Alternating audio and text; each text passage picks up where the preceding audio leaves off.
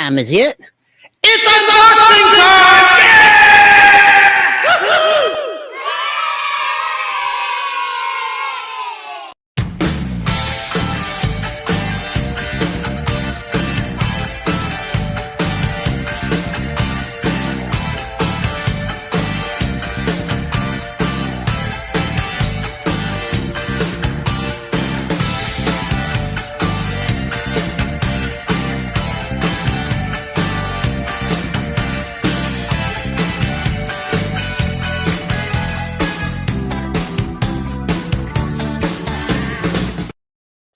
Hello, it's Sunday. That means it's unboxing day time. We're down to the final 5 boxes.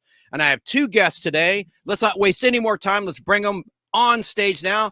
First, this is my good buddy, Jeff Logan. Marietta, Georgia. I've known him since 1983. You're on in week 2 of this ongoing weekly unboxing video series. How you doing, Jeff? Good. How are you? Fine. And good to see you. And here comes Dan in South Carolina. Greetings from South Carolina. God, it's good to be here today with you, dude. I'm excited. And this is the 3rd time you've been a co-host. This is fun. So what we're going to do now is ask the people in the chat to think of a number between 1 and 10. I'm going to write it down now. And the person that guesses it first, the correct number first, will select the box that we go through today. So I'm writing down a number. And there's a bit of a delay, so let's see if anyone has started guessing yet. Kay Moonen is here. He guessed 1. He likes to do multiple guesses till he hits it. It's not 1. He guessed 2. He's just going in order. 3, 4, 5. Well, it was 5. Imagine that. You got it. So Kay Moonen picks the box. So now I'm going to put the photo up. I'm not going to screw this up like I did before last week. Here is the photo of the box. All right. So one of those we went through last week, and that would be box number 3. So please pick a box, either box 2, 4, 8, 6, or 10. And I think 8 is possibly the weakest box of the lot because I went through a few of them with Open by Chance, who will be on next week, by the way. They're returning as co-hosts. So I can't judge a book by its cover. I didn't go through it, but the top of them did not look like anything Silver Age or, anything that old. But I could be wrong. So let's see what you want to do. If you want to pick 8, by all means. I'm just saying I think the chance for a more exciting box will be with box 2, 4, 6, or 10. Now let's go to the chat and see what Kay Moonen has chosen. No, you're not cheating. Am I cheating? No, it was funny. So Kay Moonen, which box do you want to go through? Again, there's no box 3, and box 8 is he said, all right, so you've made a choice. Let's go for box 10. All right, box 10. That's right at the top. All right. Well, that made it easy on me. I don't mind breaking my back. So let me go get it. And while I do that, I guess the fellas can talk amongst themselves. Let me take this picture off, and I will be right back. I'll go get the box. So be right back. So I can only say that I really hope box 10 is that really old brown looking box sitting on top. That's the one I'm waiting to come out because it looks like it's going to be some good old stuff up in there. Yeah, it definitely looked like the oldest. Hopefully it'll yield the oldest stuff. My favorite comic books are ones based on old TV shows from the 50s, 60s, 70s, and 80s, as you can tell from the wall behind me. Yeah, that's nice. Those are good stuff back there. I always try to keep the ones I like best, like Star Trek, X-Files. These great Night Stalkers right here are personal favorites. I'm a big Carl Kolchak, the Night Stalker fan, and I actually found comic books featuring the Night Stalker really meant a lot to me when I found them. That's cool. A lot of photo covers back then. Oh, yeah. But not as good as what you would expect, but they come out later on. They didn't have the Night Stalker comics back in the 70s. Yeah. Well, I do have the A-Team and the Happy Days, Get Smart, Buck Rogers, original Galactica stuff. That's neat. If you like I didn't even know there was a Happy Days. Several other cool things like that. That's cool. Every time since this is my second appearance, I put up comics featuring second appearances of of popular characters. Oh wow. When I do a comic book review, Mhm. I take the comic book and put the number and the date on it and put it on the wall. So 90% of what's on the wall is stuff I've actually reviewed on my channel, the Daily Dan blog. That's excellent. All right, I got Excellent. We'll call that a name drop, and some mod in chat should like drop the link when I say that if they were a good mod, but we'll let that go. Hint, hint, hint. We got the box. And this has a lot of character. You picked a good one, K-Moon, and there's box 2. Ah! But look at the top. It looks like he spilled some coffee on it, but it has some nice little hand-drawn logos and artwork from this. Hey, I was cheering for that box because it looked like it was the oldest and gnarliest one of the bunch. Fantastic Comics, like Fantastic Four, and that logo font. Bat Books, Action Comics, Amazing Spider-Man comic books, and then it says Incredible Comics. Very creative. I'm going to keep that box forever. Now let's look at the inside. I see old-looking books. Oh, Yeah, it's good stuff. that's kind of the way I like for a comic book box to look right there, buddy. It's not completely full. I mean, it's more than 3/4 full. But anyway, so that'll maybe help Jeff get out of here within an hour. He can leave whenever he wants. Okay, let's start. We got Superman. Now, I think in week 1 with Danny Cochran, I wore a Superman shirt, and I almost wore one today. It was mostly Superman. Nothing against Superman. I was hoping there'd be a lot of Spider-Man stuff in here. That's why I'm wearing a Spider-Man shirt. We'll see if that works out. Another Superman book. 40-cent I have cover. the Whitman version of that. You do? Yeah, it's weird. It's weird how you pulled that one. I don't have very many Supermans, but the one I do have that one. It's a Whitman. Question, is a Whitman a reprint? Whitman is a reprint. I think it was from like a department store, like Woolworths or something. I can't remember. They reprinted them for this specific store. I don't Very know the cool. value. I don't know if they're more or less. I have no idea. Okay. More Superman, but I like these covers. And they're from, this is a 50-cent cover. It's probably from the late 70s, 1970s. Let's see. Superman 35-cent cover. It's going the direction we like, back in time. Amazingly, every comic book you pulled out so far is something I've gave away in the last 3 months. Oh, wow. Let me just grab a stack. To go by. Oh, this is cool looking. That little ape monster. Titano the super ape.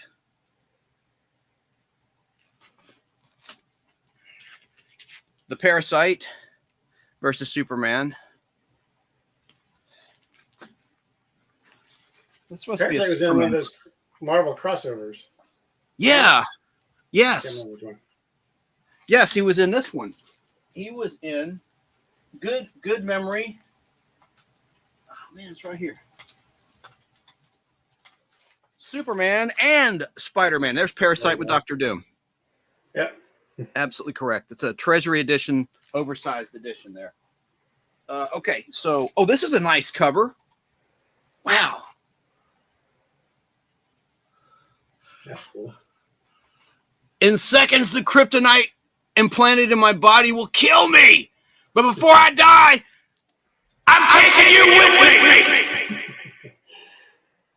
That looks like almost like a, I can't tell who the artist is by that signature. Anyway, we got to hurry along. Another nice Superman cover.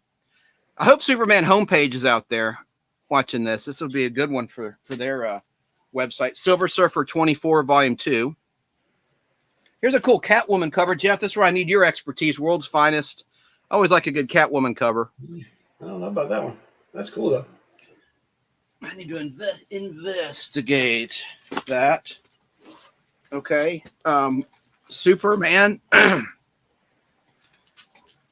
More modern Superman. Buffy on the back. Got milk. TV Buffy Vampire Slayer. Sarah Michelle Gellar. All right. Dark Side. A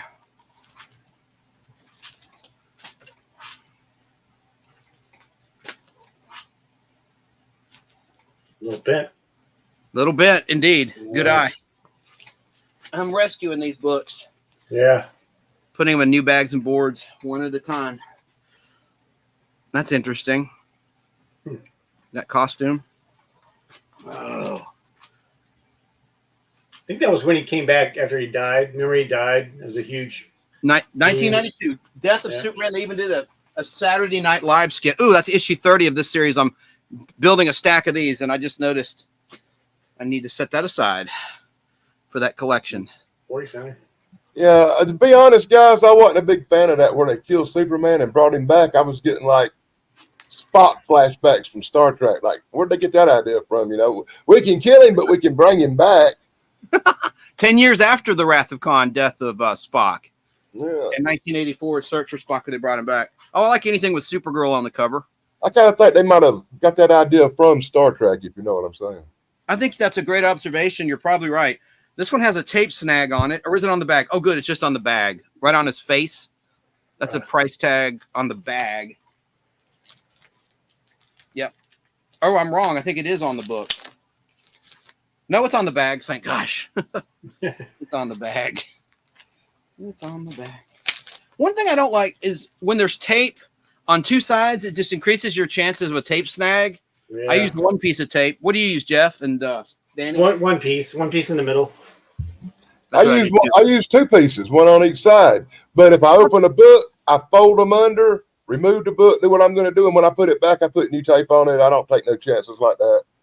I've learned in the past I'm careless.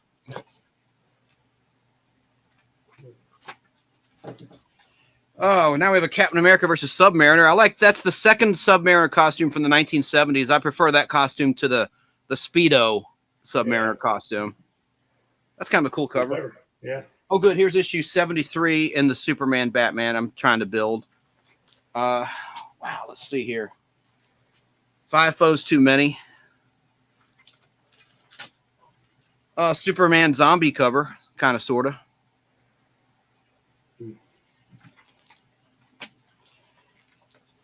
Oh, good. We're getting to some stuff, Jeff, that we like. Marvel and Bronze Age. Marvel Team Up 10, Superman the Human Torch with Kang the Conqueror. Cool. I don't know if Kang's kind of cooled off ever since Mr. Major's got into trouble with the law. And we know that he's, Kang will probably be around in the Secret Wars Avengers movie, but it'll be a different unless they change it all up, but he's still supposed to be. Godzilla issue 1. Oh, that's a good one. I've got 2 of these in my collection. Now I got 3. That is good. And behind me is Shogun Warriors 1 and pretty much the whole set from this collection. Ooh, Godzilla issue 2. Nice. I think I'll do a combo lot on eBay of those 2. Maybe some other. I like to do 6 at a time. Not so I don't waste my mailers. And I'll show you some pictures, probably when Jeff signs off, of what I have on eBay now. If anybody wants to look at what I'm offering, I always start at $3.99 for a lot of 6 comic books. And I have one lot that includes the first appearance of the Black Cat, the Thief, Felicia Hardy. It's got a bad back cover and some issues, but that lot it's up to $207. I put issue 2, Amazing Spider-Man 192, 193, 194, 95, 96, 97, 192 through 197, including 194 in that lot. And it's gotten some eyeballs on it. Some guy lowballed you on it early too. Yeah, and I think I found that the last time. We took last week off for Father's Day, but I think when I was with Papa Wheelie and K-Pop Junkie, my co-host, that's when I found that first Black Cat, I believe. I think it was that week. Superman and Action Comics. Okay. Let me just hurry these along. These are like not that exciting. But they might have a good story. Yeah. I'm seeing some Iron Man, so that's good. Just to break up the monotony of the Superman books. Oh, this tricked me. I thought this was going to be a Silver Age. It's not. It's a tribute cover. Yeah. Old style. And it looks like notebook paper. I don't know if you can see, but it's like a kid's notebook paper. They've done a sketch with crayon in the back. Kind of creative. Okay, and then here's another weird one. I guess it's part of that series. I think this was like the second issue. That's what's behind it. That's on the notebook. There's got to be a story to that or something. Yeah, let me see the issue numbers. 558 and 559. This is the one after it, actually. Interesting. I'm going to look it up. I'm going to set them aside, too. What happened? The artist was on strike and somebody's kid drew an issue for him? Yeah. And they used a reprint of an old one, too, a reprint of a Silver Age. Bent City. Bent. I'm going to rescue that one immediately. All right, Iron Man 314. Look at that Marvel FW. This was after I quit collecting. When I was in college around 1993, I stopped buying books weekly and monthly. And so this was just after I quit buying every issue every month. Do you remember that era, Jeff? FW? I've never seen that. Uh-uh. The last Iron Man I just pulled that's bent has that FW. What the heck is it? I almost thought it was like a children's, like a Spidey Super Stories Iron Man book or something that they wrote like for little kids. They dumbed it down. Thanos driving a helicopter. Yeah. 309, kind of a cool cover, Iron Man. So that's an early 1990s book. Let's see. Now I see older books, so don't give up hope. If you're only here for the Silver Age or the Bronze stuff, that's a double-sized issue, giant-sized issue. You know, I go the other way. To y'all guys love the superhero stuff. To me, the treasure you found so far is the Godzilla. Yeah. Ding, ding, boom. I go completely the other way. You know, anything that's not superheroes. And you like movie and TV tie-ins like the Dell comics? Yeah, That's well, cool. I love superhero books, but I can't criticize them because most of them are just too good. Oh, wait, back up. I showed you these a moment ago, but these are in really nice condition, even though this doesn't have a backing board. That's the first issue. I want that. Okay, this is like my third one of that. All right, we're going to talk offline. Tell me what you want, and I'll have it in the mail this week. Really want. Give me what you really. I'm going to keep that one. A little Spice Girl humor, attempt at humor, not very good attempt. No, I'm serious. I want that Godzilla #1 by Fing Fang Foom. Fing Fang I've Foom. collected that Godzilla set of comic books twice in my life, but yet have never had the #1. Well, damn, I'm going to have to make that a reality for you. There's the old original Iron Man gray costume flashback, I suppose, fighting the Viet Cong. Are we still allowed to say Viet Cong? I mean, it was in the history books. Blast from the past. Let's see. And I found the alcoholic Iron Man issue last week, Jeff. I know you know that. And here we go. There it is. I bagged and boarded it. Demon in a bottle. Famous and I'm setting aside some of these for Katie, K-pop a human fly collection. Let's see here. Iron Man. We're at a good clip here. I'm trying to get to the halfway point of this box.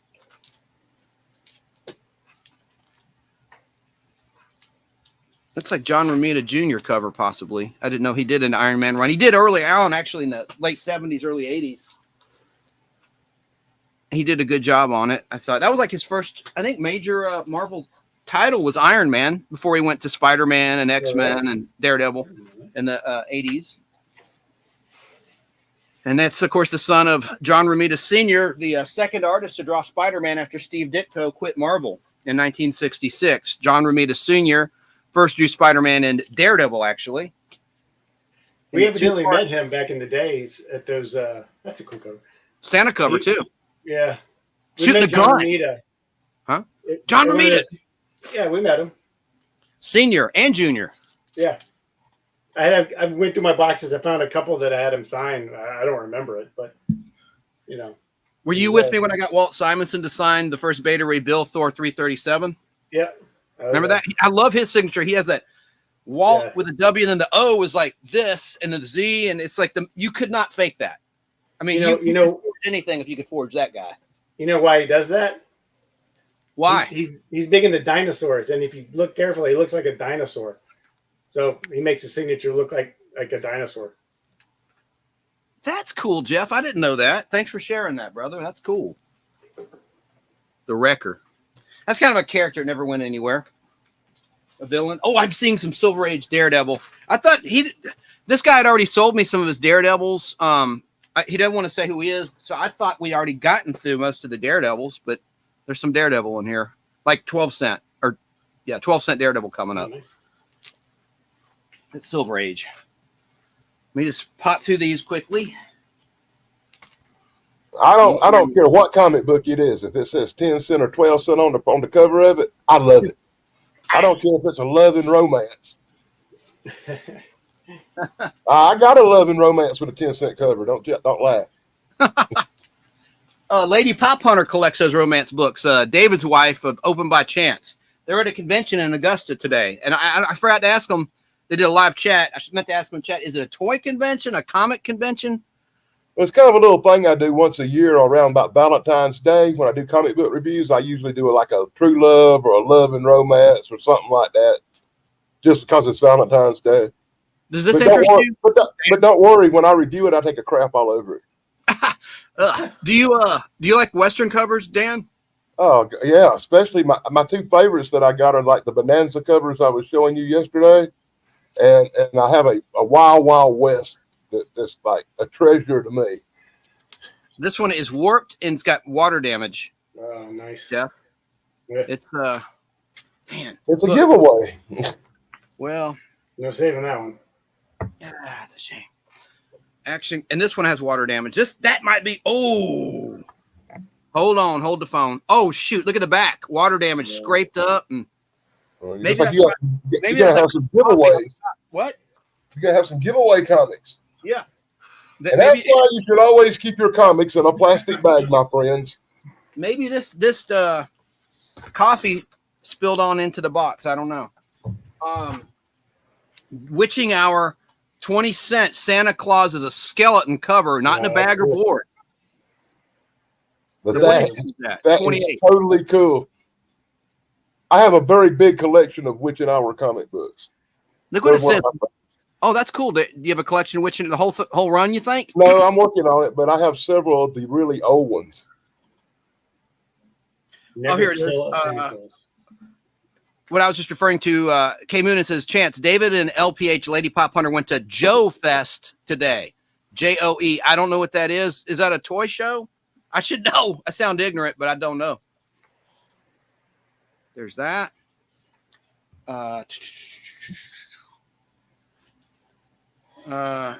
Superman and Shazam. Okay. Actually, when I do the live streams, one of the live streams I do on my channel is actually called The Witching Hour. Really? Oh yeah. I haven't done them in a while, but that's what we go with. The Witching Hour. That's a cool title. When I do a show at 1 a.m. Very nice. But as a matter of fact, I used to do that on Saturday night, and I was planning to do a little something last night, but things on that other channel we were on ran really longer than I was expecting, so I didn't get around to it. That was a Spider-Man annual, a Star Wars rather, Spider-Man annual 2. I wish it were Spider-Man. It's Doctor Strange. First time they tangled. Star Wars annual 2. Love the Star Wars. Spider-Man. Oh, good grief. Okay. Here is X-Men. I don't know what this is. 16 with looks like Wendigo. Those are John Byrne did a series. It's called The Hidden Years, where when the X-Men reprinted, these stories take place during those reprints. Oh, that's cool, man. Yeah. And bridging the two teams, the old X-Men and the new X-Men. Yeah. Very cool. I didn't know that. Hulk 195. Nice. I love these issues. They're not worth much, but it's the first Sal Buscema with Joe Staton inks, and I just love the artwork. And I love the Abomination. Look at that cool monster. That's in my book. That's a good book. Now here's Hulk 199. You see, that's a common misconception.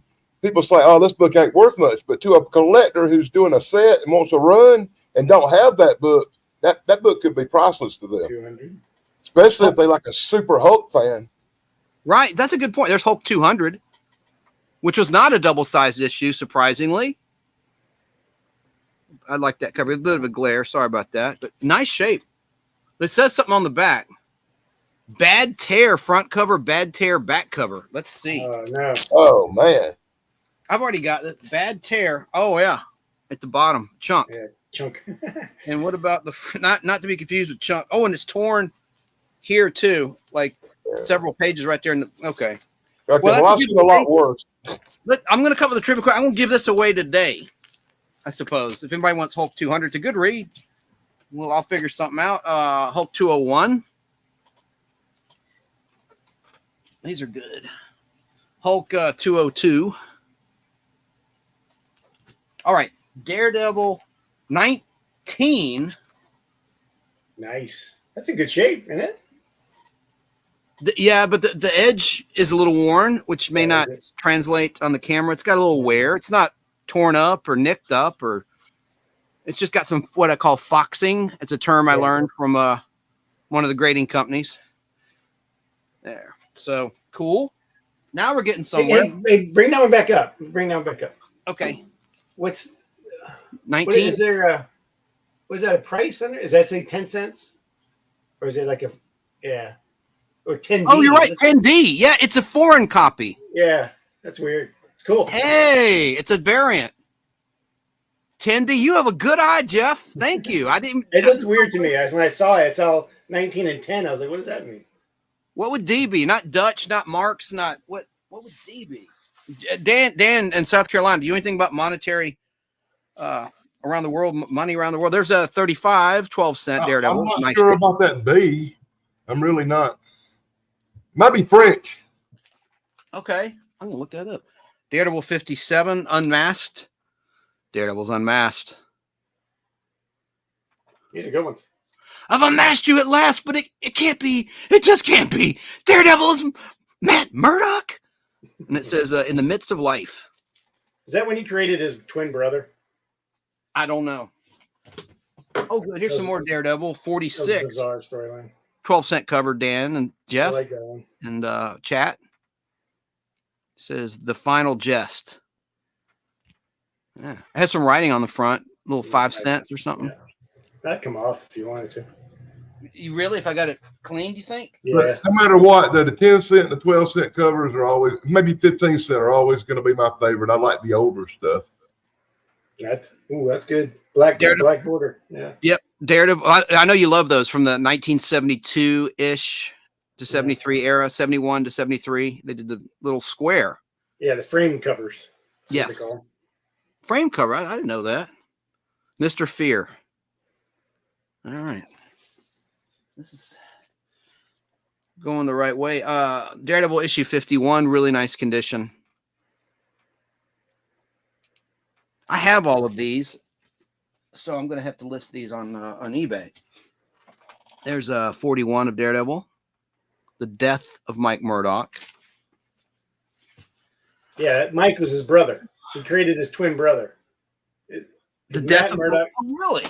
Yeah. And there It was a stupid storyline. It was weird. Gimmick. And they put writing right on his chin, 10 cents. So nice. You gotta save 2 cents.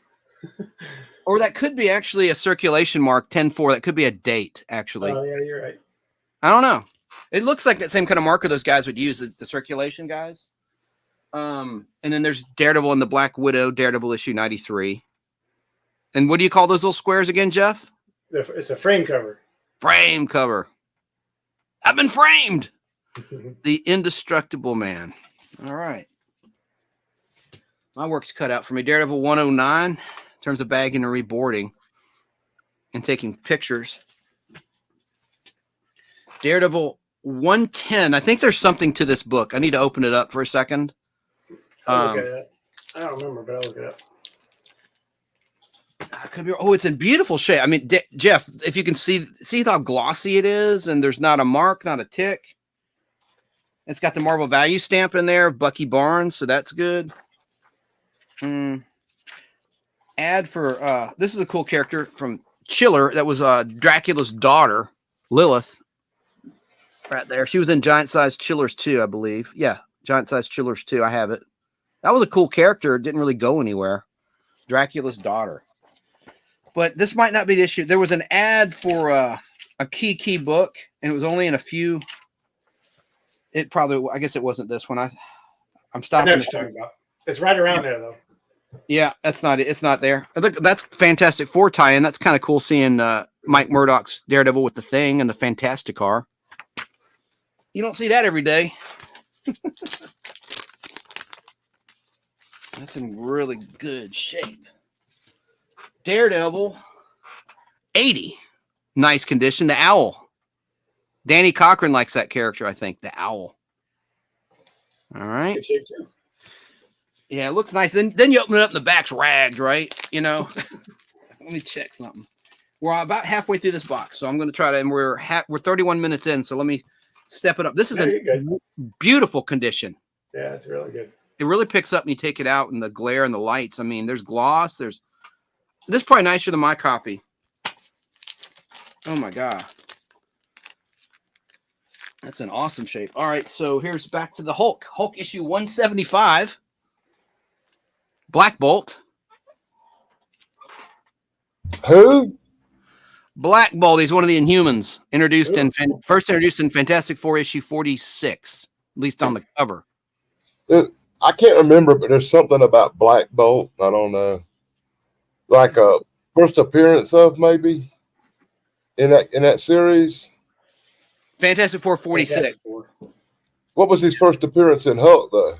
Oh, I don't know. That might have been that there. And that would be a key. Not really. The first appearance, FF, certainly, obviously, but no, I don't think this is anything that's that incredibly valuable. This is the first John Buscema taken over from Herb Trimpe. I never always screw up the pronunciation of his name, Jeff. Huh? I think it's Trimpe. Trimpe. Yeah, so 193 was the last Trimpe issue, and this is the first Sal Buscema, Joe Staton. So this book, to me, is a really good book. It's not worth anything, but again, it's the art, and it's in gorgeous shape. I just hope that the stamp is in there. Let me quickly look. I could do this on my own time, I guess. But, oh, yeah, and it ties into the one we already found with the Abomination. I always like that when they do a splash page ender. Like on the last page is a splash page. I don't know. I think they drew the Abomination awesomely. It looks at the stamps in there. Yeah. Len Wein wrote it. Joe Staton and Sal Buscema did the pencils. Okay. The back has a little wear. This is one of those books, if I see it in the wild, I'll buy it. Just because I love that art team. Daredevil and the Black Widow issue 94. Daredevil 94. Well, it just randomly takes a right turn all of a sudden, don't it? The box, I know. He would read the guy. I love it. Huh? Yeah. I love it. He could crush the world. That is so cool. You just never know what's going to be next. Now, here's a cool one, guys. I have this, of course. Daredevil 38, Dr. Doom versus Daredevil. And this has another note. Back cover trashed. It looks like my handwriting. It's not, though. Yeah. Let's see how trashed it is. I think all the old 12-cent Daredevil covers are a lot better than the newer ones. How trashed is it? It's pretty trashed. But I might give this to somebody. Let's do a giveaway on that, you know. Rolled cover Daredevil 102 with the Black Widow. That's interesting enough. That's his first Chris Claremont's first comic he ever wrote. That's good to know. Yeah. Before he did that long run on X-Men for like 20 years, it seemed. Daredevil and Black Widow, Daredevil 96, Legion of the Lost. There's a monster for you, Danny Staton. A demon. Is that Man-Bull? It don't matter what kind of monster it is. I'm all into it. Thor with Absorbing Man. Unlikely team up because they're foes with Spider-Man. Captain America 19 volume whatever. Yeah. I would say that of all the comic books I collected as a youth when I was doing a lot of superhero stuff, Thor would have been next to the last in line for number of comics I had. I wasn't a big Thor fan, but even less, I had a very few Aquaman. I had like 2 or 3 Aquamans. Hello, Joe Gutfeld watching on Facebook Live. Hello to Sarah and Brandon, and of course, Kay Moonen. Yeah, I know, man. I know. Let's see. Let's get Jerry Dubson. This last night's show. Yeah, we did a round table on Brainbender's Banter. It's on YouTube. It didn't wind up on Facebook. There was a Facebook glitch. So it wasn't on Facebook Live, just on Twitch. And let's see, Joe Fest. I believe Joe Fest, indeed, as toys and comics, never been myself. Okay, it sounds like, I think it's mostly a toy convention. Tom DeFalco and Ron Friends run on Thor, to me, is the gold standard, says James Enstall. Geek to Me Radio, KTRS, will be on tonight at 10 o'clock Eastern, 7 o'clock Pacific time, and on YouTube. Geek to Me Radio. Geek to Me Radio on YouTube. Andy's on Facebook Live. But here's Conan Annual 9. Jeff, I need this book. That's cool. I'm missing this annual. And that monster's kind of cool looking, I think. Looks like a living mountain or something. So I need that. That's going to my collection. Put you off to the side. And Bent, more recent Iron Man. I say recent is probably like 1994. Not that like 20 years ago already. This is a takeoff on the Steranko Hulk Annual 1 cover. That thing at the top, that FW. Yeah. I don't really think I've ever had an FW comic book. Me either. I'm like, what is FW? I'm like, what is this? Because I've had thousands and millions of comic books, but how could I have not had one of them? Exactly. But that's a take on Hulk Annual 1, like I was saying. This Man, This Monster, now they changed it to Return of the Monster. Jim Steranko, he's still with us, but he looks like he's on his last legs, God bless him. This is kind of interesting looking. 100-pager. That's good. It's got 100 pages. That's a lot.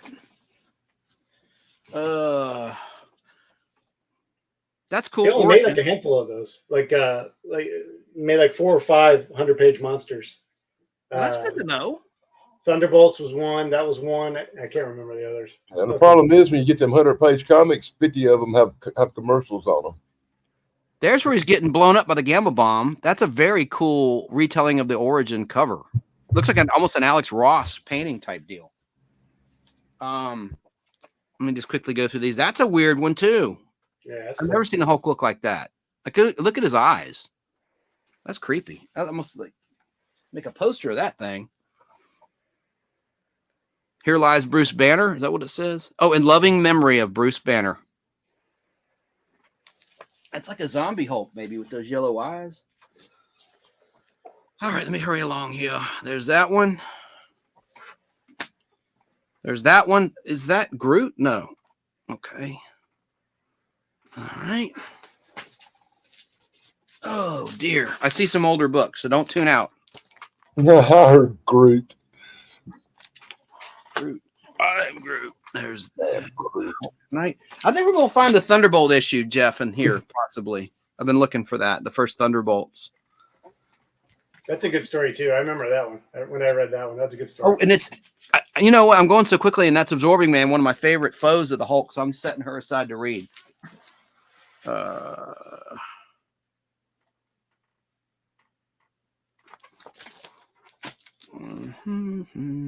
Gray Hulk.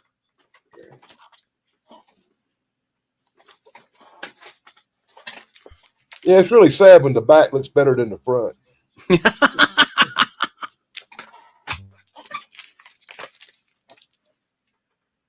That's cool. Got Milk. Again, the back looks better than the front. She-Hulk and Doc Samson. Yeah, it does. And this back looks kind of weird. Combos. Remember Combos? Pretzel. Darn it. Now pretzel. I want combos. Stuffed pretzel. Pizzeria pretzel. Let me send somebody to the store real quick. Yeah. Go to the Circle K. That's a cool She-Hulk cover. That's like the Pulp Fiction one. Yeah. This one has, I think this is a collectible issue. Yeah. Oh, yeah. I always wanted that book. And like I said, it's 195 cents. Okay. Thor and Hulk. That'd be $8 in today's money. Yeah.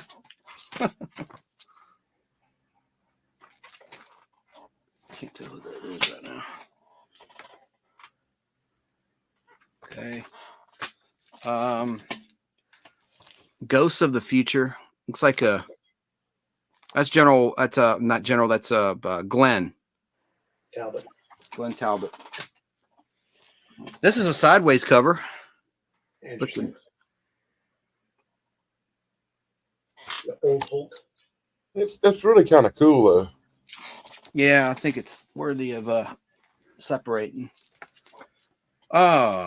Baseball cover. Interesting. Wow, Like, the great Flash Pondo Pines is in the chat. That looks like an assistant editor's month. And the unapologetic geek. Hi guys.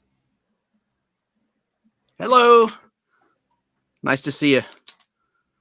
Be watching Thrash tonight. He does a live trivia show every Sunday night around 7 o'clock for about an hour. I think he's doing like a Donald Sutherland tribute tonight. Oh, good. That means a lot to me because I was a big fan of Donald Sutherland. Broke my heart when he passed away. Joe Gutfeld today, 1999. The first Tim Burton Batman movie came out. Yep. Oh! Ow! Stubbed my toe. You mean You can stub it, just don't show it to us. I won't. I know last time I showed my foot and I regret that. There he is, the Cape Crusader. All right, well, I'm going to do a post in the PodBlast page after this goes off the air.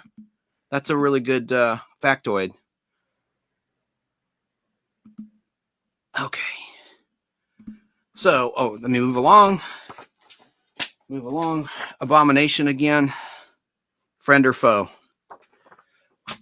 What do you think with what they did with the Abomination and She-Hulk on Disney Plus, Jeff? I mean, I enjoyed the show. You know, I know a lot of people didn't like it, but it was funny to me. It was from the comic. The comic broke the fourth wall, and I don't know. Some of it was kind of hokey, but I enjoyed it overall. I did too. A lot of people don't understand that. Then the Byrne run, She-Hulk Volume 2, she broke the fourth wall. So people are like, why is she talking to the audience? And they just didn't understand. Yeah. Look at that X-Men Chef Boyardee ravioli. Says, the X-Men have been canned. It's a collectible. Hurry along here. I see some older books, honest. That's cool. Hulk taking on Man-Thing. Two monsters. That could happen maybe in one of those like Halloween specials. I'm going to set that aside. That's potential to be a thing. Oh, there's, I guess, part 1 or part 2 of that battle. Look at his back. Oh, Banner in a straitjacket. Hela, Thor's evil sister. Cool. Maybe an interesting matchup. I want to read that one.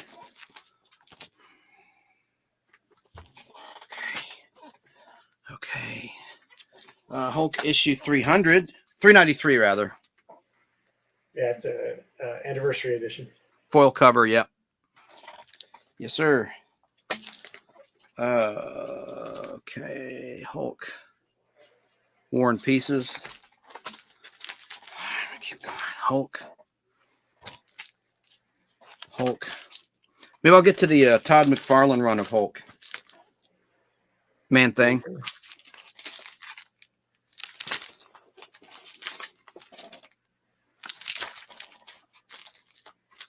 This is that Jewish heroine, Sabra. She was introduced. Yeah, that's not her first appearance. I think.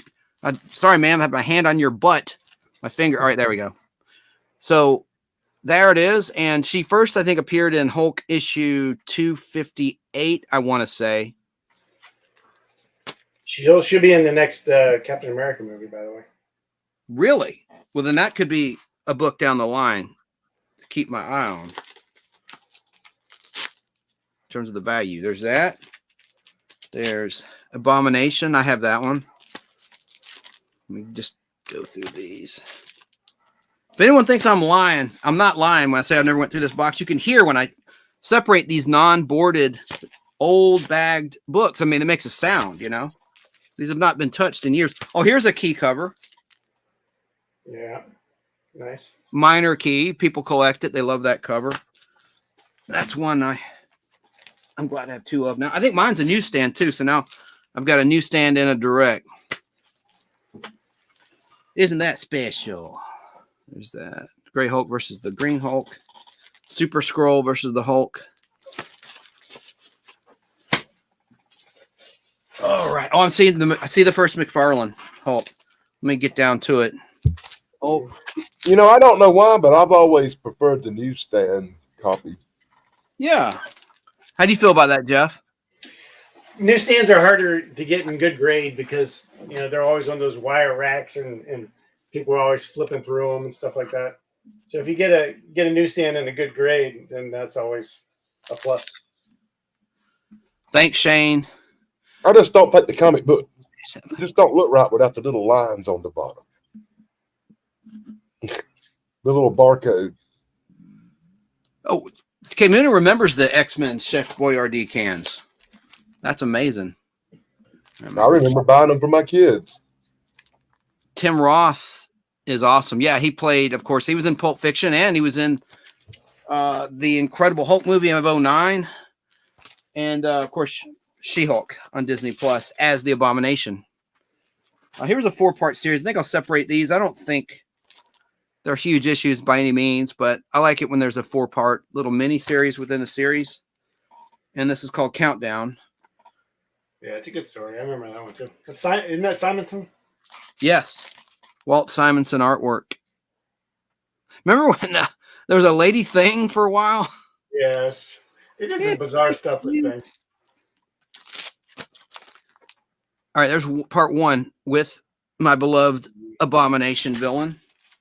So I'm going to set these aside as a set. Now, hear that? Yeah, I mean, yeah. he's authentically never been gone through. So,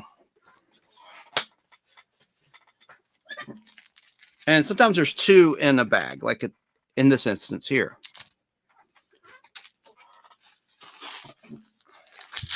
I have some of them too in a bag like that too, but actually it kind of drives me crazy.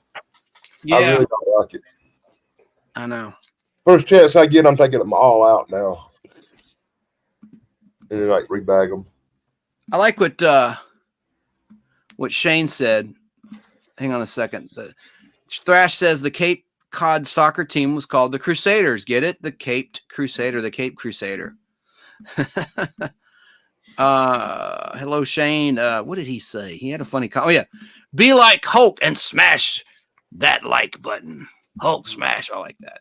And then Tug in St. Louis area of the USA says, growing up, Hulk was always my favorite.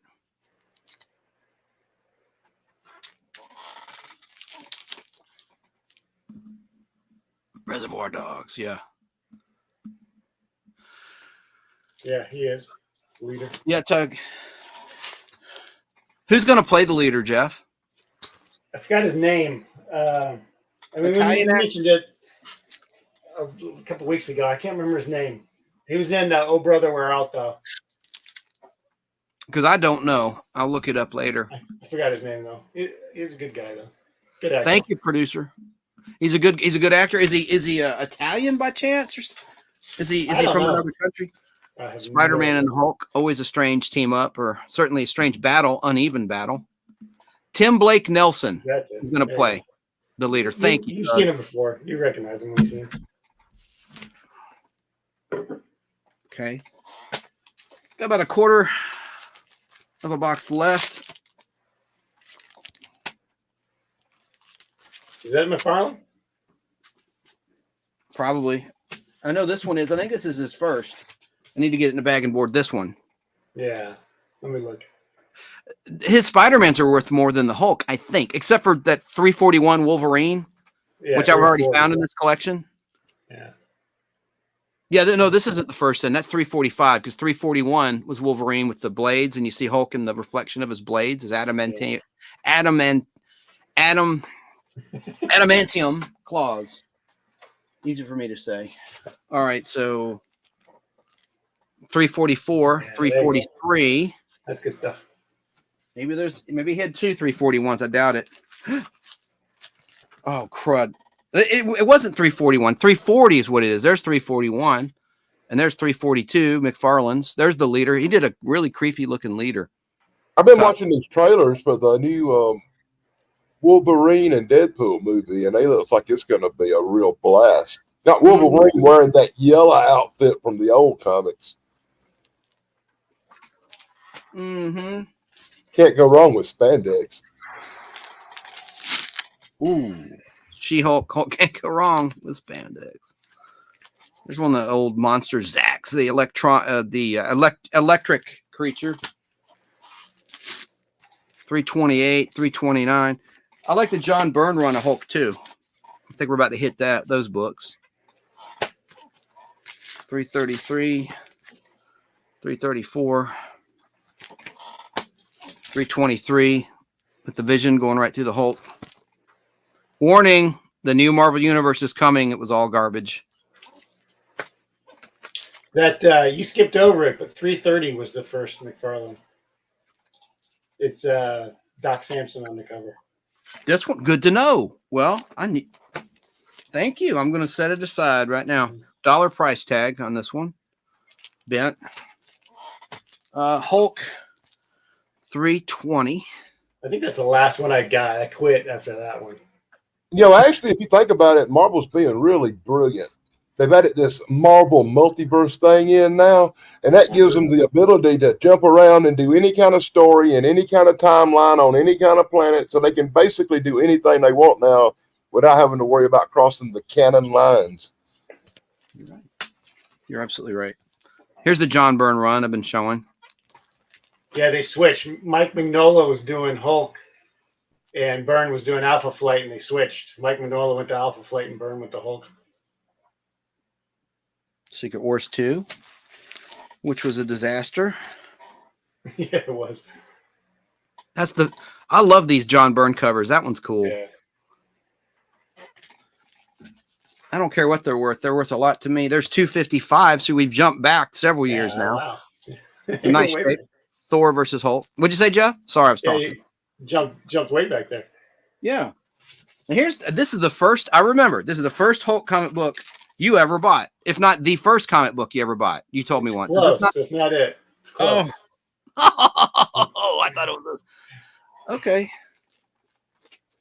You probably got it. It's right around in there. this collection, I found your Amazing Spider-Man 267, your first letter that was printed.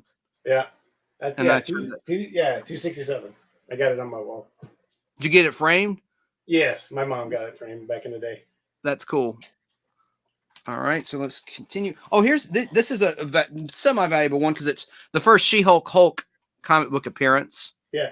And a lot this of is those a nice first, when they first meet, a lot of those are keys. People are collecting those.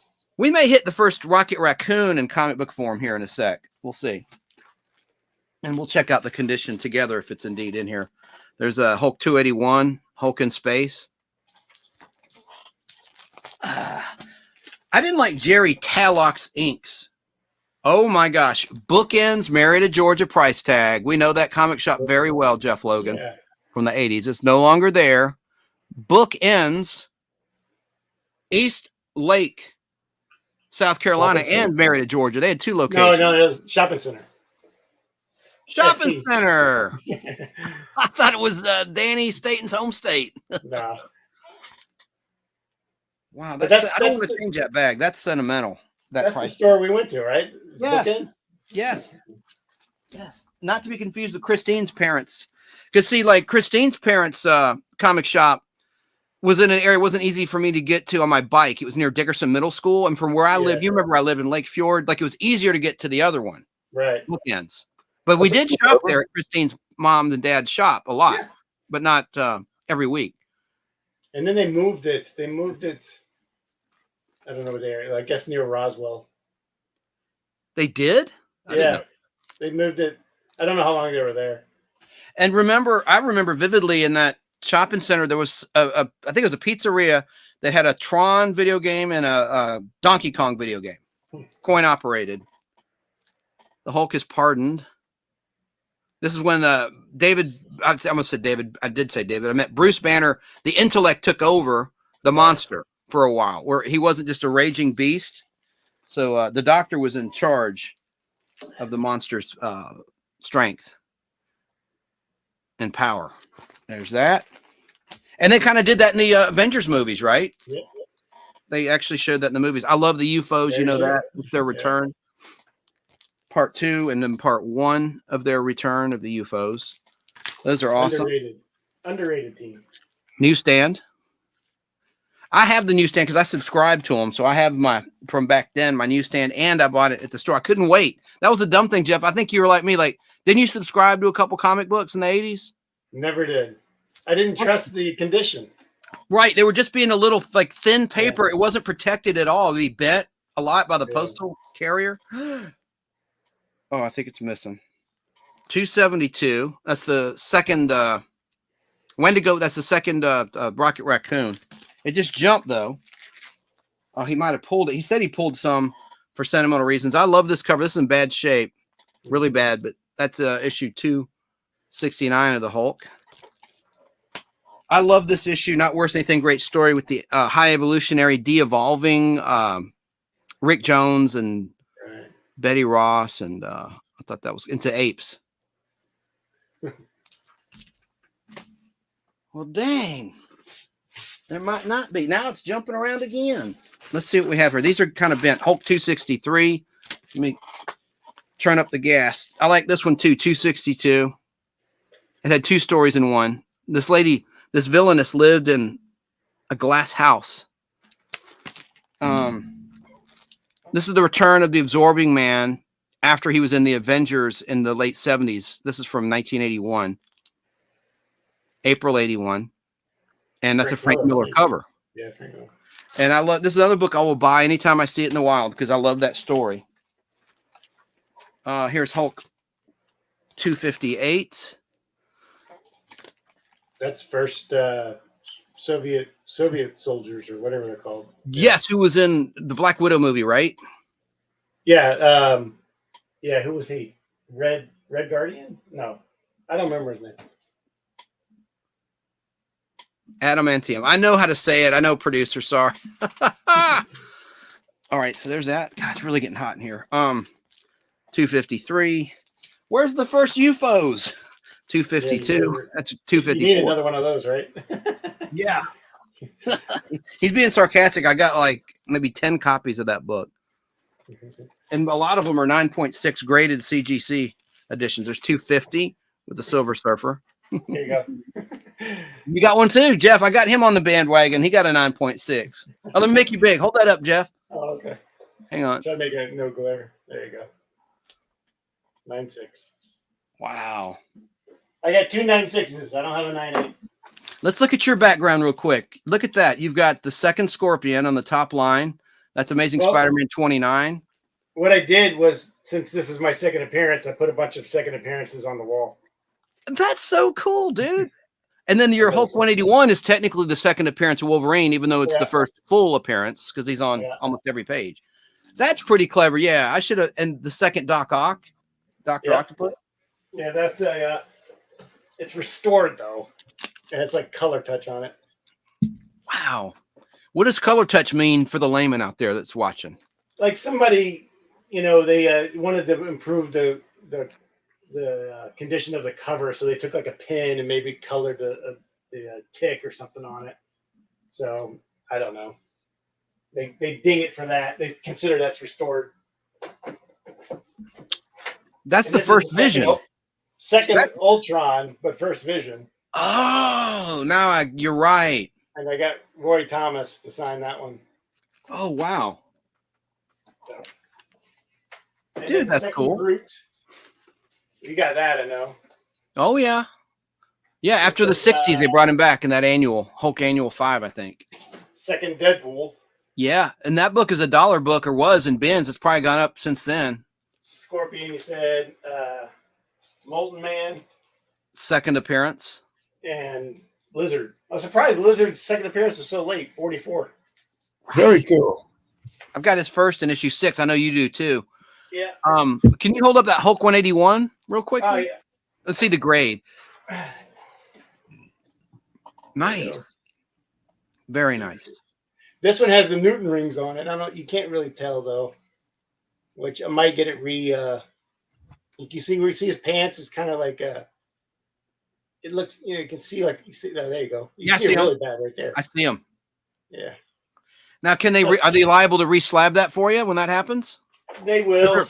Um, the only problem is the grade isn't guaranteed, so you run the risk of if they pull it out. And so I haven't done it. Wow. Second Hawkeye, I know you got that one. Oh yeah, issue 60 of Tales of Suspense. Nice. That's pretty clever what you did. I appreciate you going to that effort. That's nice, man. Oh, that's his Deadpool. second. Everybody, that one. Oh yeah, X-Men 94. Yeah, that was after those reprints. That was the first all new issue since issue 67 of X-Men. 68. Yeah. No, now, this does 67. have color touch. You can you can't see it, but there is a little color touch right there. 67 through 93 are reprints of earlier issues. Yeah, that's awesome, dude. Color retouch. All right. Well, thank you for sharing that. That's so nice that you did that. Yeah, no worries. Hulk 249. Oh, that's a terrible Steve Ditko cover where he returned to Marvel. Yeah. He was doing Machine Man. Oh, I do too. It's just his art was so people had moved on. You had like the Neil Adams and the John Burns come along while he was doing whatever he was doing. And so his art looked kind of passe in a way. I know that's sacrilege. A lot of people are probably not agreeing with that, but I don't know. What was that one he did? It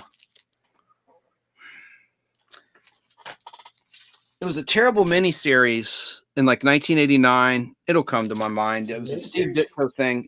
You would know it, Jeff. It was just absolutely horrible. Oh, look at that Al Milgrom bad cover.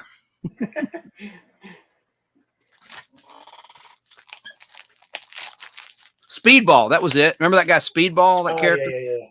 It's terrible. Power was bouncing. God, it was so dumb.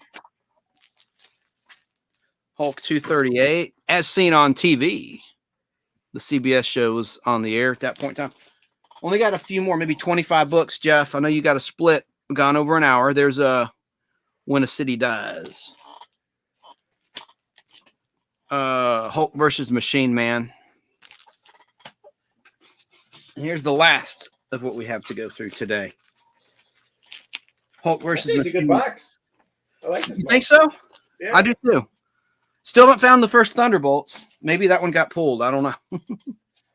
That's To I me, the treasure's the Godzilla.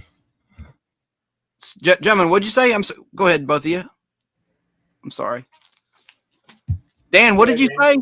I said to me, the treasure's still Godzilla. Oh, yeah. Jeff, what did you say? The Hulk was the first Quasar. Oh, yeah, this one. Yeah, I'm wearing. This is a nice shape. This one right here. Right? And I want to see the first Moonstone. I need to upgrade that one if it's in here, which is 328. So we're closing in on that one.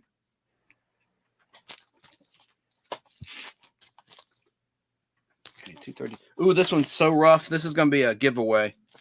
I mean, it's just really ragged. Yeah.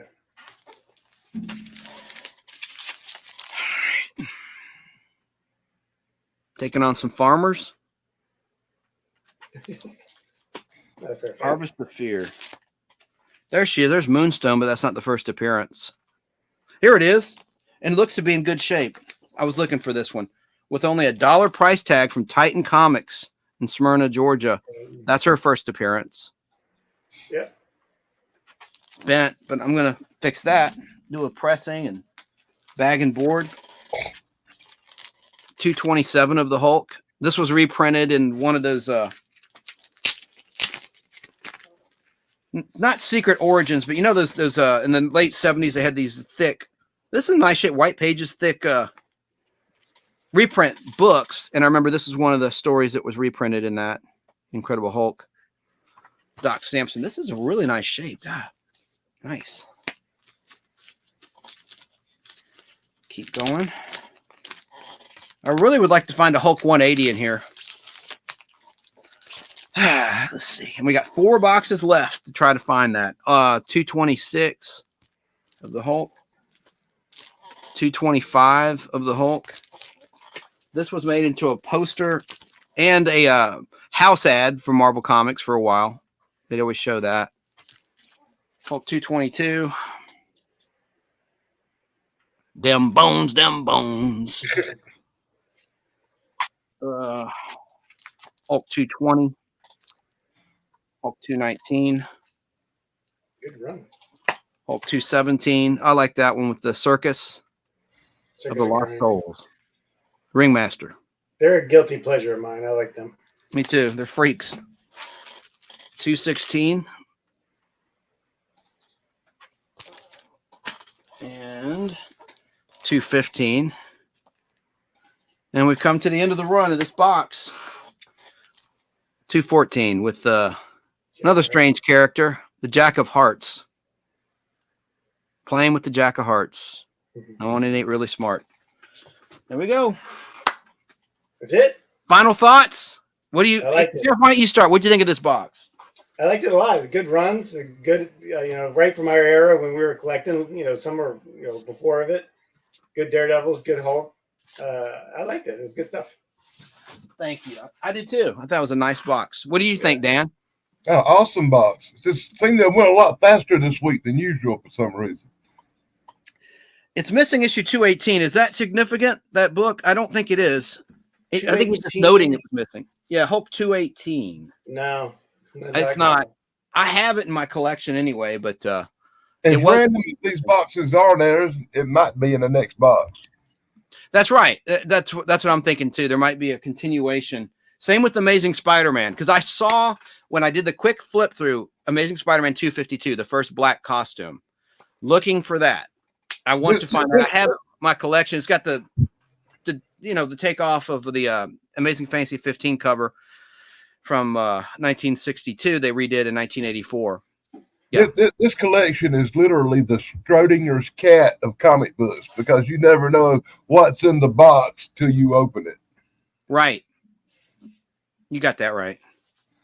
Well, Jeff, I know you've probably got a split, my man, and we got final 4 boxes. I'd love to have you come back when time permits. Next week I've opened by chance here, and I know you probably got to go.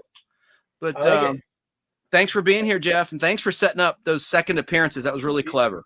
Yeah. Hopefully your negotiations go well for them other boxes so you can continue your Sunday unboxing with a new collection later on.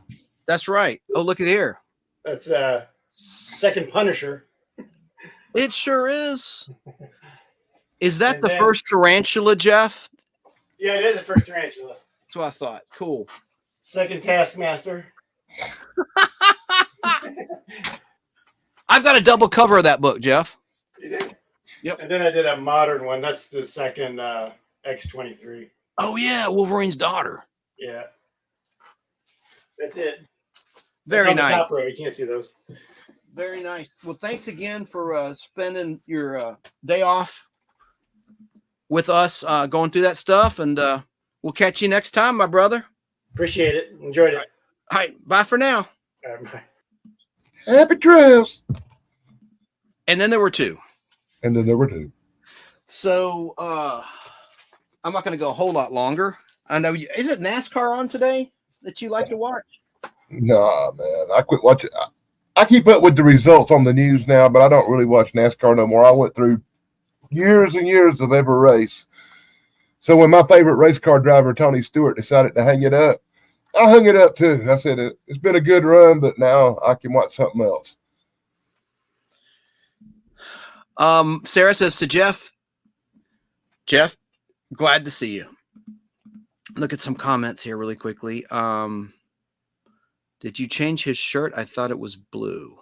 Yeah, I did a change because I wanted to support my friend Thrash and wear his shirt on the live stream. Plus, the other guy was the guest, and I wasn't on to the second hour, so I didn't have to dress till then.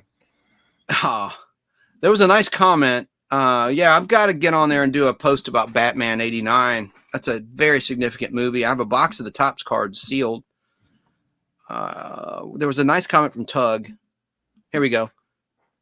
I'm sure he won't bring up Invasion of the Body Snatchers. I know I talked about that a lot Friday night in my remembrance of Donald Sutherland and Tom Kennedy, a game show MC. But Tim Roth is awesome. Yeah, he is a great actor. Let me just go back. There was something. Read that. That was cool from Thrash. Yep. And Kay Moonen remembers the Chef Boyardee. Hulk in a button-up white shirt is so funny, says Tug in St. Louis. The unapologetic geek. And Sarah, you've been putting the links up, right? Let's link these fine folks. Sick 2210, Shane B. Let's link up. If you haven't already, I'm sure you've already done it. I couldn't really see the chat that well when I was going through the box. Tug, Thrash. Let's allow people an easy way to subscribe to their channels with that link. And I appreciate Tug letting me know the name of the actor who's going to play the leader in Thunderbolts, which is shot here in Atlanta, Georgia, by the way. I think it's about to wrap production. Okay, producer. Joe Gutfeld said on Facebook Live, I have the entire Tech War comic book series. Is that worth anything?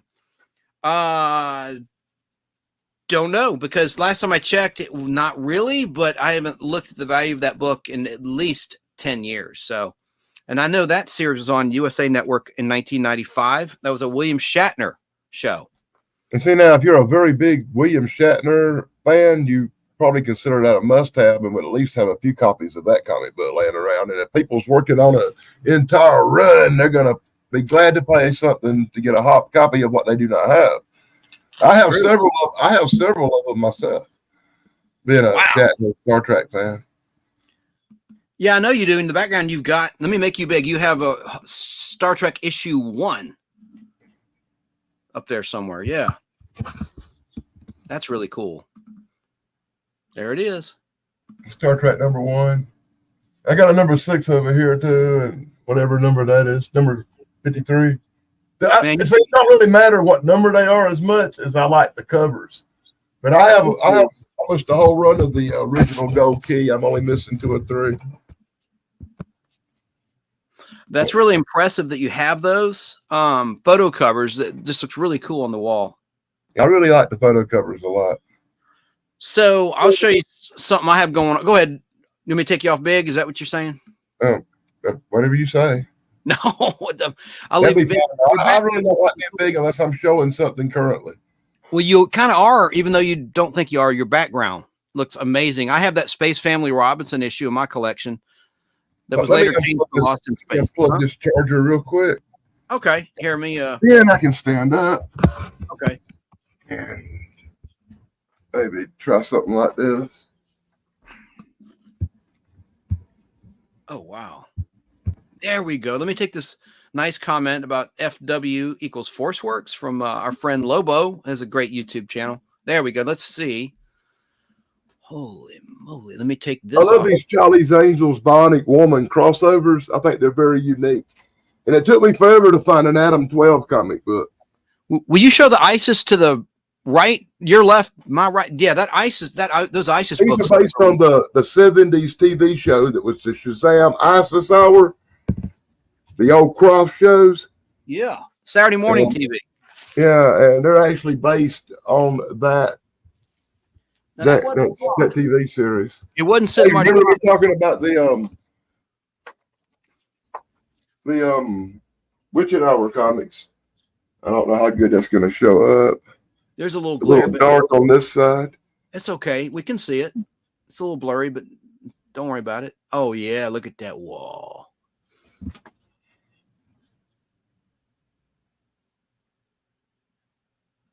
I got Witch Hour number 3. That's probably my oldest Witch Hour comic. Wow. Most of the ones over here are the rock star stuff like Kiss. Hey, this one will make Snarky crazy. The Monkees.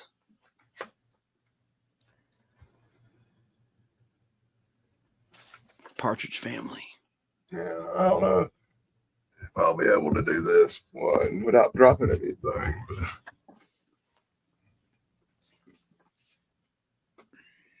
that's my Wild Wild West, the Big Valley, the Western stuff. Can you hold it still just for 1 second? I think if you just hold it still, it'll clear up. That's good. Cool. Brenda Hawkins.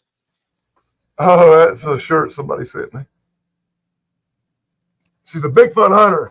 Used to be up in North Carolina, but she moved out to Arizona. And A lot of people send me shirts. Yeah, like Crash Pondo Ponds right there.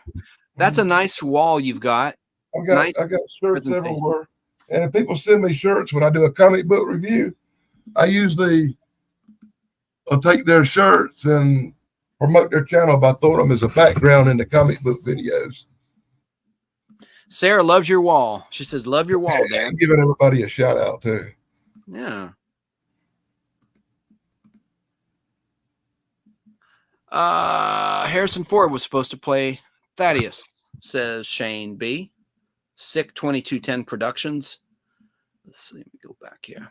I don't know if anybody out there follows the rap music stuff, but there was a rap star named Julio was shot to death in Florida last night. And shout out to his family and condolences. Who? It's a rap star named Julio. You broke up. Okay. Yeah, I haven't seen that news yet. That's happened last night. Yeah, he was shot to death in a Holiday Inn parking lot, I believe, in Florida. What was he doing at a Holiday Inn? Condolences to the family or anybody who was fans of Julio. It's a sad thing when rock stars are shot down in hotels.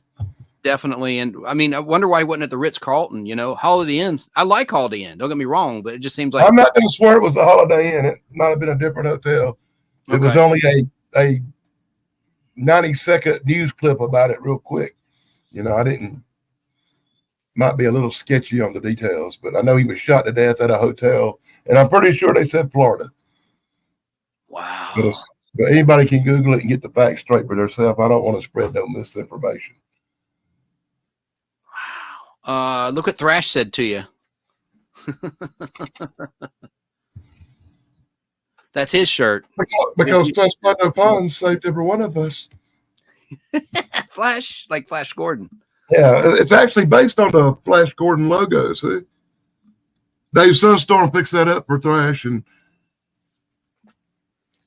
that's cool. Hey, to CJ Comic Journey, he's got a great YouTube channel. Please link him up too, so people can subscribe to his channel.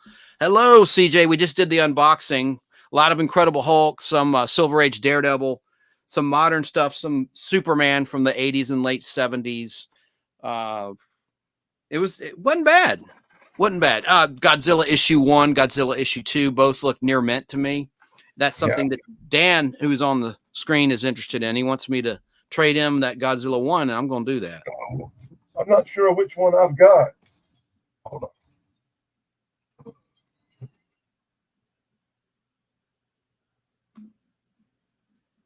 Yeah, I've got number 2 and number 21.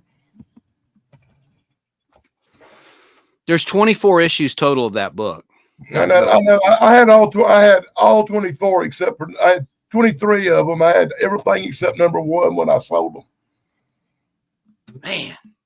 And then I had another collection that was missing 3 or 4, and I sold it. And now I've got number 2 and 21 again. When did you sell them? Like what decade, or just to narrow it down? 94, 95. Oh, okay. I had like 1 million comic books, and I sold every one of them on eBay, except for a few. I wished I'd sold them all now because the few I didn't sell burned up in a house fire. Jeez. eBay, that came around in 1995. Yep. I was one of the first ones on eBay, and just hit it at the right time. And I had a bunch of comic books, and I sold them. And I bought a collection at a flea market, a whole tractor trailer full of comics, and I sold all of them. Let me show CJ this. Look at this nice handwritten, although he spilled coffee on it, but or soda.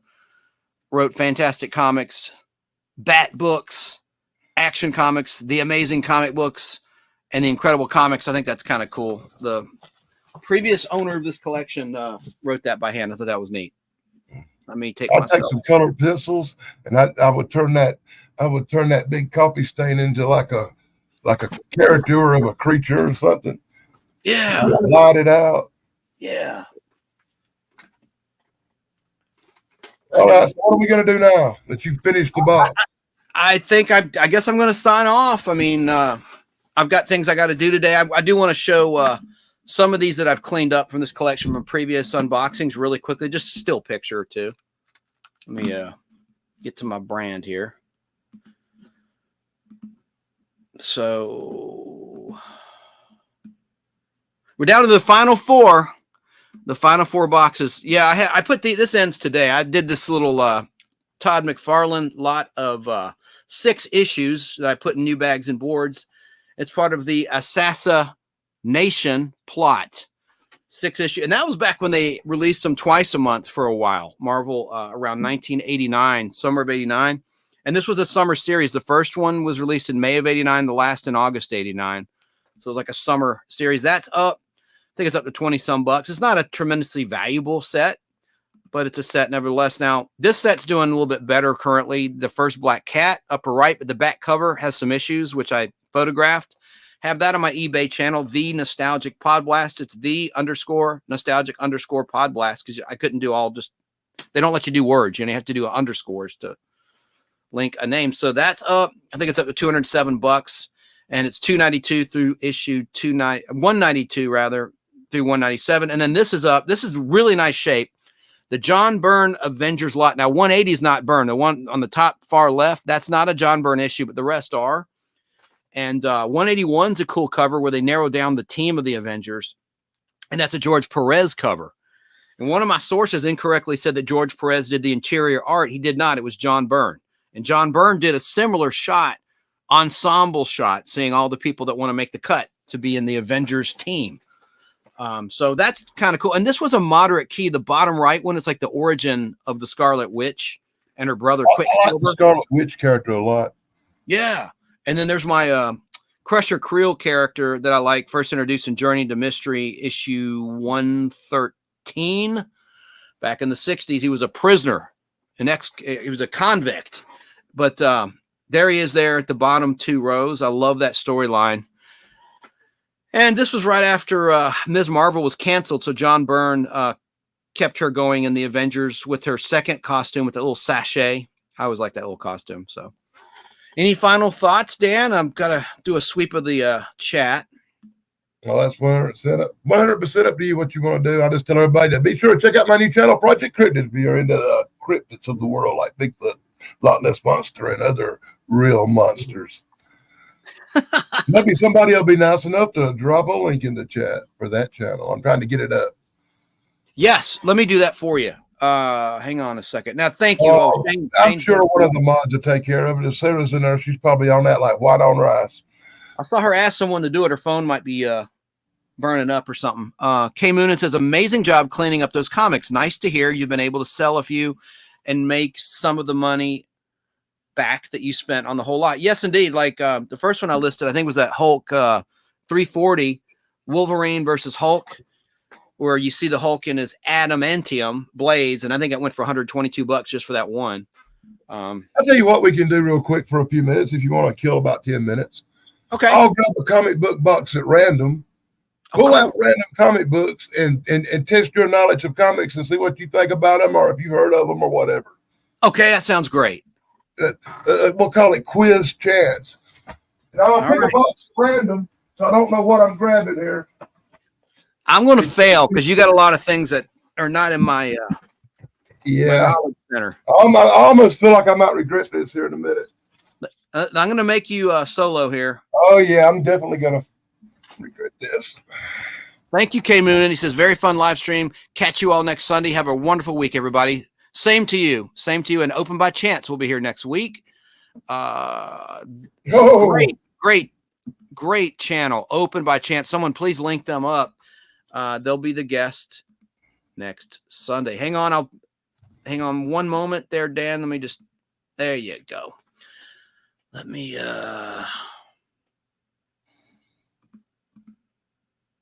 take that off. Hang on a second. I'm losing my mind again.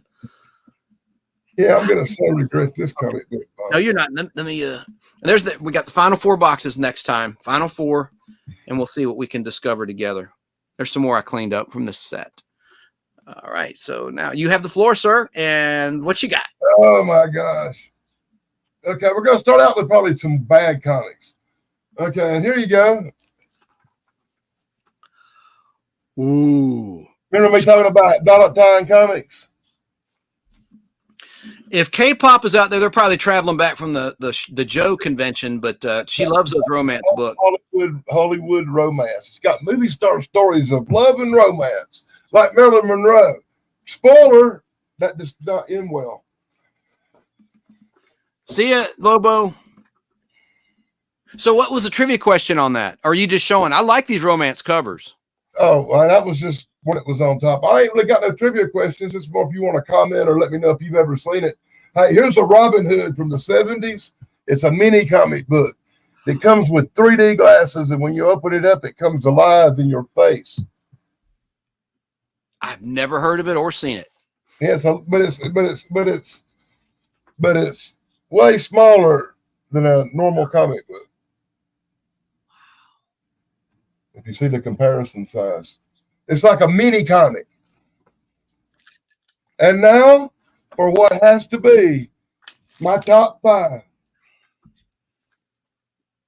worst comic books that ever existed. You asking for it, man? This is going to be it. It's going to be horrible. It's going to be. I recommend you put the kids' hands over the kids' eyes or something. Oh, we get the OnlyFans. What? Number 5 of the worst comic books in history. The ones I probably will never review. Oh, whoa. And I'm not going to read the titles out. You can if you want to.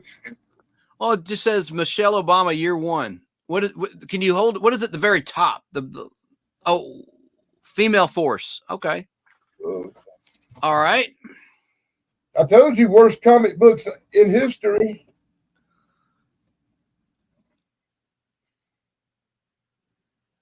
Rush Limbaugh must die. Well, he did die. That's when he was all plump.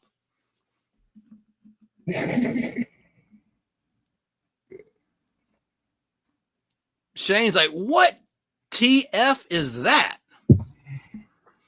Oh my God, Cortez, look at this. New party. Remember, when I review comic books, it's for the sole purpose of trying to find something I can bash. That is priceless, dude. But you know what? She's pretty well endowed. The artist who drew that should have given her a bigger chest. Yeah, no comment. All right. Okay. Number 1, worst one in history. Oh, I see who it is. It's Nancy, isn't it? Oh, my Lord. Dun, dun, dun, dun, dun, dun, dun, dun. Yeah, she's on vodka bottle number 3. Wow. So you can say one thing. When I show you comics, I'm showing you stuff you've probably never seen before, right? Never seen it. Never seen it. Okay. Remember that mini comic book I showed you earlier? The little mini 3Ds from the 70s? Oh, what a Robin Hood. Court. And it looks to be in beautiful shape. I like the colors. Oh, yeah. I would say these are. It's actually still inside its original bag, inside this bag. It's never been opened. The 3D glasses and everything's still in it. And it's from the 70s, you're saying? This one's been opened, and the 3D glasses are mighty. I don't even know if they're in there or not. But this one is still in the inside plastic, sealed up from where it come from the store. It's never been opened. Now, what you said it was from the 70s? It doesn't look like 70s. 77 or 78 or something. Really? Wow. Yeah. It couldn't have come in a cereal box, right? It's not that small where it would be in a cereal box. It has no price on it. It was probably part of some giveaway. I'm not sure what. Okay. I'd be surprised if it was a cereal box. But, so have I impressed you with the worst comic? You did, and you stumped me because I've never heard or seen any of those. So now we'll do a few classic ones. Here's a few extras I got that's not on the wall or not been reviewed yet. Oh, yeah. Tom Williams would like that one. Basil Chesterman. Oh, yeah. Boris. Big Boris Karloff stuff fan, you know. Like that show Thriller he hosted, the 1 hour show, black and white. Actually, I still watch that sometimes. It's on like one of them old TV channels, like Me TV or something. No, Yeah. it's the one called Thriller Channel. Thriller Channel. Yeah. It's on Thriller Channel, like 3:00 in the morning. Sometimes I DVR it if it's a good episode. William Shatner was in 2 of them. It only lasted 2 seasons. Anything that says William Shatner on it, I DVR and watch at least once. A little bit of a glare, but Yeah, they played a Mannix he was on recently on Me TV, Shatner, in the 70s. That's really cool. I won't show them all, but I do got a ton of these too. If you notice at the top of my wall, there's like 7 or 8 of them hanging up there. I've done reviewed on my channel. Here's a series I got quite a few of too.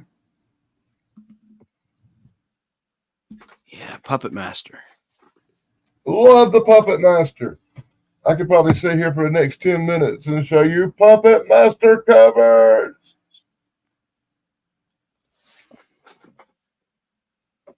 But I won't do that. I'll just show a few.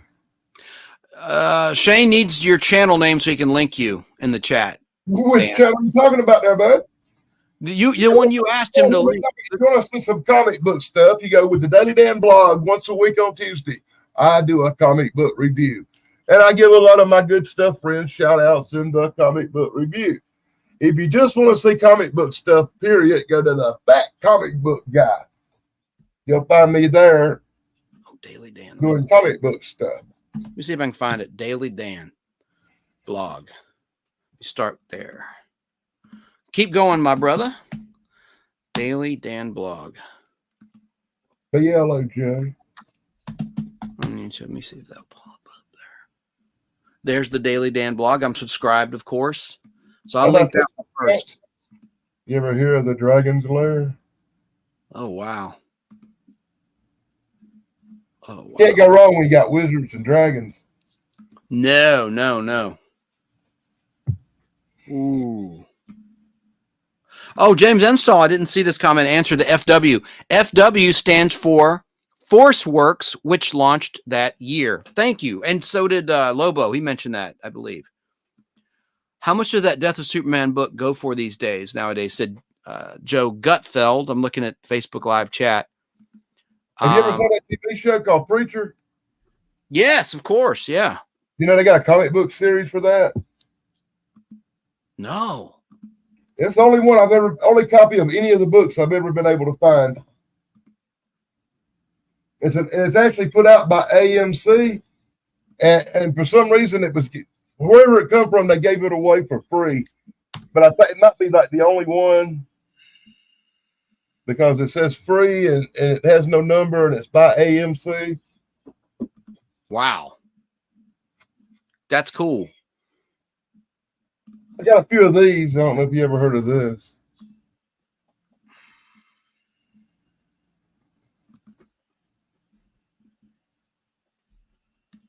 Cool. Dr. Spectre. Never heard of it.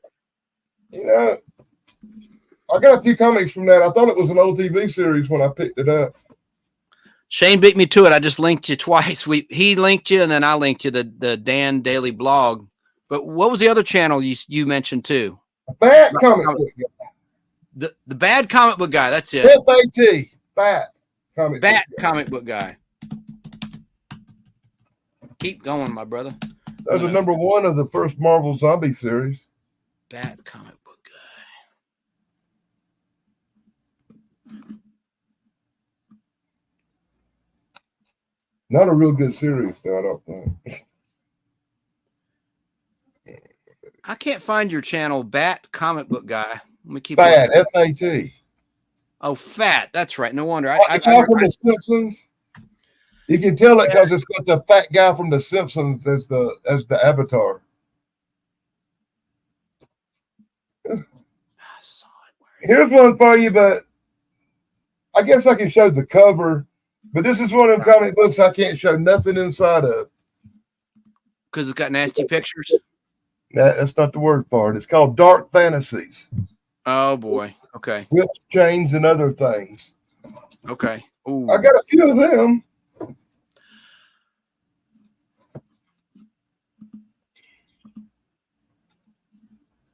I found your bad fat comic book guy. Let me link it up real quick. That's why you have mods. I know, but That's their job.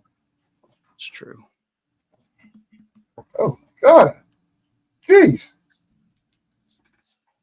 You know, I need to do this more often like you do. Have you ever heard of Gargoyle? Oh yeah, I have that. He's from the Defenders, and that was his miniseries. Yep, I've got those. Yeah. That's a cool cover. That's number two. Painted I covers. never Yeah. could find number one.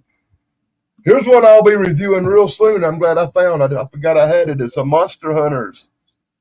Oh wow. Wow, yeah. And it's a number two. And I didn't know I had it. And now it's in the pile to the side. Oh, here's some classic stuff for you, dude.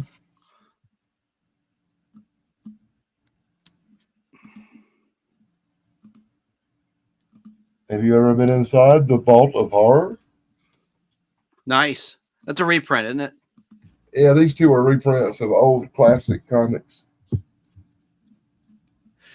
Frankie Gonzalez says, I just passed on a Last Starfighter #1 movie comic book adaptation. You know, I had them and I sent them to a friend of mine named Eric Wood in Washington, who does the Eric Wood podcast. Used to be the Paranormal Highway guy. I sent them to him because that's his favorite movie. But I have reviewed them on my channel before I sent them out, I think. That's cool. I linked your Wow. Shane's on it. He's been linking everything. Appreciate you, man. And link yourself. I think you did. Make sure you link your own channel. Doom. I'm behind. Let me get to the live. I was looking at YouTube. There we go. Doom. Yeah, Doom Patrol. And then here comes one of them big piles. I'm not going to go through them all. Well, I don't even know what issue number this is. Oh, number 22. Wow. Original old House of Secrets. And this is my kind of stuff. So I'll probably have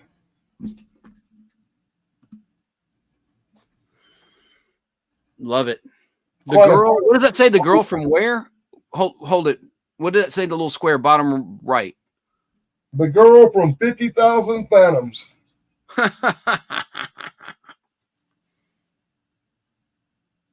It'd be cool if it said Phantoms. The girl from 50,000 Phantoms.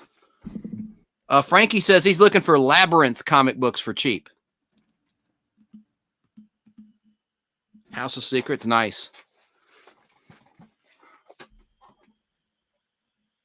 Hold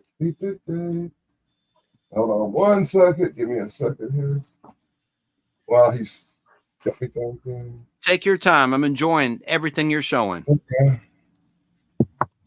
Where did you get that Cortez book, though? How did you find that? At a local shop? Yeah, it was in a bargain bin at some comic book shop for $1. And I couldn't resist. And everybody with me like really chastised me for buying books with them people on them.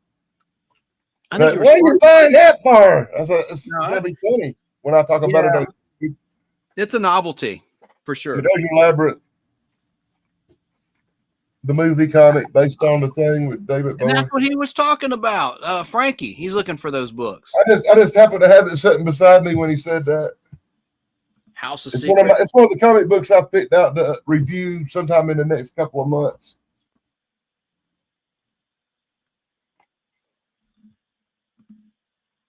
Frankie's asking you, what's deeper, 50,000 fathoms or 20,000 leagues? Like 20,000 leagues under the sea. I don't do water too well. The ocean and me don't get along. Frankie, yes or no? You know the answer to this, right? Are you asking us? Is this a trivia question you want to stump us with? I'll take a stab at it. And I'm not House of Mystery. Frankie, do you know the answer to that? A really old House of Mystery. I would think leagues are more than phantoms, but I'm not sure. I don't know about you. I could go for a slice of deep dish pizza right about now with all that cheese. Yeah, it's about time for supper, ain't it? I got a bunch of these too. I don't know. Here, and they're a series called Ghost Manor. I think a league is more than a fathom. I thought so too, but I'm not sure. I don't remember. Well, I'm going to look that up. Since he doesn't know, I'm going to go Yeah, ahead. I've actually done diving, so I should know that, but I don't. Oh, wait a minute. I'm not going either one of them depths. So there you go.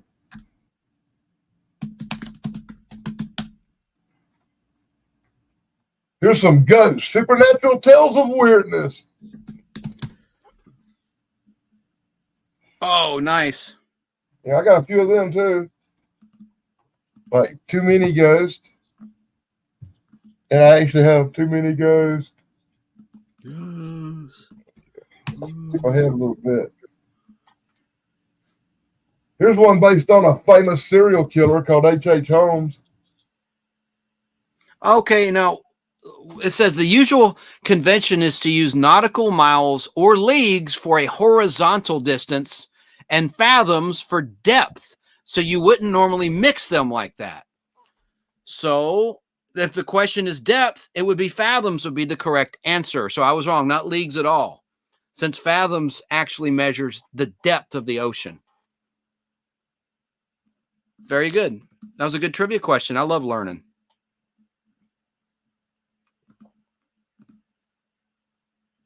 Here's a really good one for you, dude. Here's the very first one, number 1 for the Outer Space series.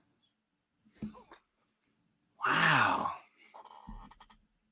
What was that, 1966 or 67, I think? Can you hear me, Dan? Yeah. Okay. Sarah did a little like buffering thing. I didn't know if one of us was buffering or she's just being cute. I don't know.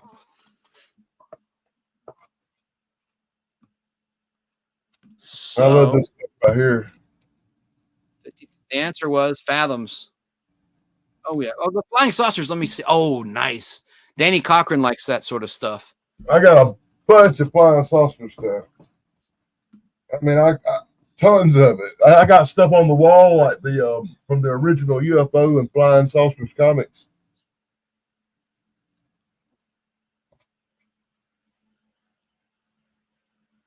I got a ton of these too.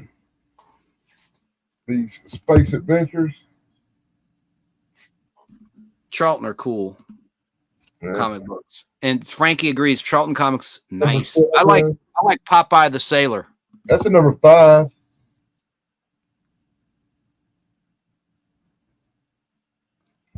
Nice. Boy, you're old, those 60s stuff.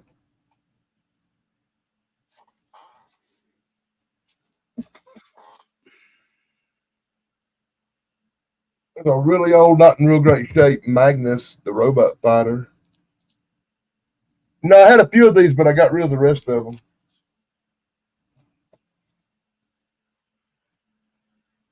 And then I've got a bunch of these Challengers of the Unknown.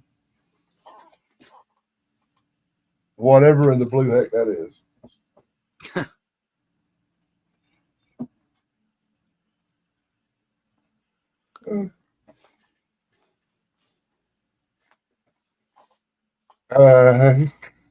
We won't go into what this one's about. Dun, dun, dun, dun. It says adults only right on the top. Yeah, I don't know about all that. Here's something you might find interesting hidden in the back.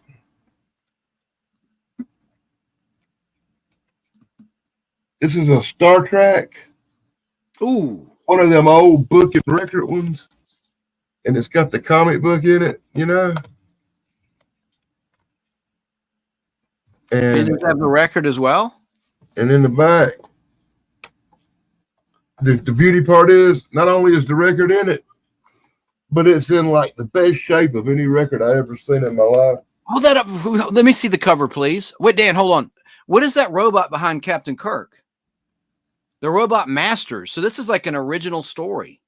Yeah, it's something I'd never seen before when I picked it up, even though it feels like it got rained on at one time. But I love it because the record's in such awesomely good shape. That's nifty. Frankie's asking us, has anyone read Trespasser? It has the craziest alien. It's the craziest alien book I ever read. Oh, look at that. That's a cool picture of Kirk and Spock. There was a lot of Star Trek stuff that come out. And I've made it to the back of the box. But I did skip a lot of stuff that were like 10 things of the same issue. But no, we killed a little time with me doing a quick box too.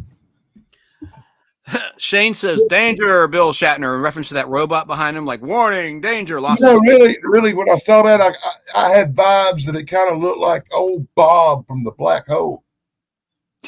Yeah. They probably were trying to cash in on that Disney production because that was released around the same time as the motion picture. Motion picture, I think, was first. And then a few weeks later, Black Hole. With the Black Hole. Look that up. I like your Twilight Zone books, too. Let me look that up. The release date. Let's see here. Don't want to misspeak. Look at it. It's like one of your comic books with the damage at the top. Yeah. But it's the Black Hole, and it's the only one I'd ever seen, so I bought it. Black Hole was released December 21st, 1979 in the U.S. Yeah, that was after the motion picture. I just remember the next year after it was one of the movies I used to watch a lot of on cable. Oh, right around, or so December 6th, 1979 is when Star Trek the Motion Picture was released. December 6th. So just weeks after that, you had the Black Hole. Now, I thought that was one of the things that kind of messed Star Trek up with that Christmas release, too. Yeah, I know. They should have waited to January. They should wait till the summer. Or did it in summer of 70? Christmas release. December 21st, 79. Right. So 2 weeks later, Black Hole was released after the motion picture of Star Trek. Now, I think you're right, Dan. I think that would have been better as a summer release than a Christmas release. It didn't matter what they done with it. Star Trek the motion picture was a dismal nightmare.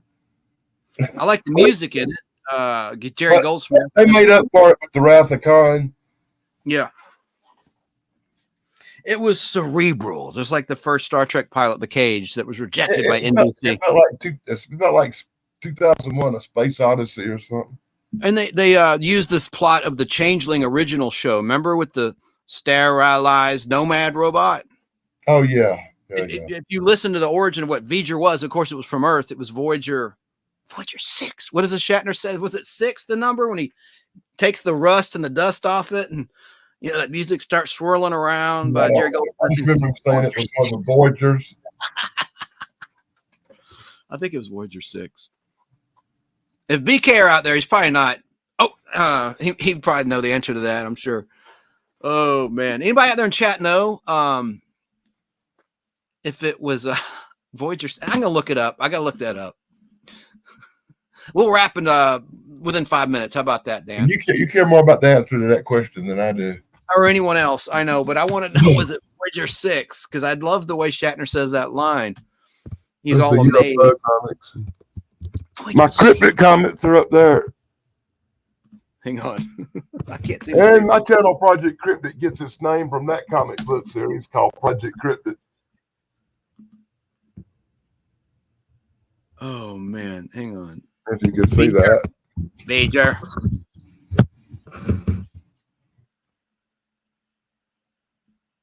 Oh, God. There's no simple answer. I have to go through all this to just find out if it was Voyager 6. The big reveal. But Michigan Robs. True cryptid encounters. See, I got a plug in for my friend.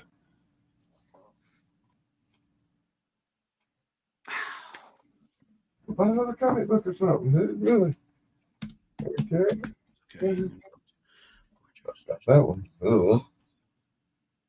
It just tells me Star Trek Voyager. That's not what I'm looking up. Google Star Trek movie. I shouldn't say I'm motion. thinking about reviewing in the next week or so. I'm going to do some Zombie World. I got part 1 and 2 of this. Cool. 2 limited. It's a Dark Horse 2 comic book limited series of only 2. It's called Zombie World Dead End. They don't look like they're real thick, so I'll probably do both of them in one video and check them out. Nice, Dan. It was Voyager 6 at the center of the massive ship Voyager. It is revealed to be Voyager 6, a 20th century NASA space probe from the Voyager program on Earth. Here you It go. was believed to be lost in a black hole.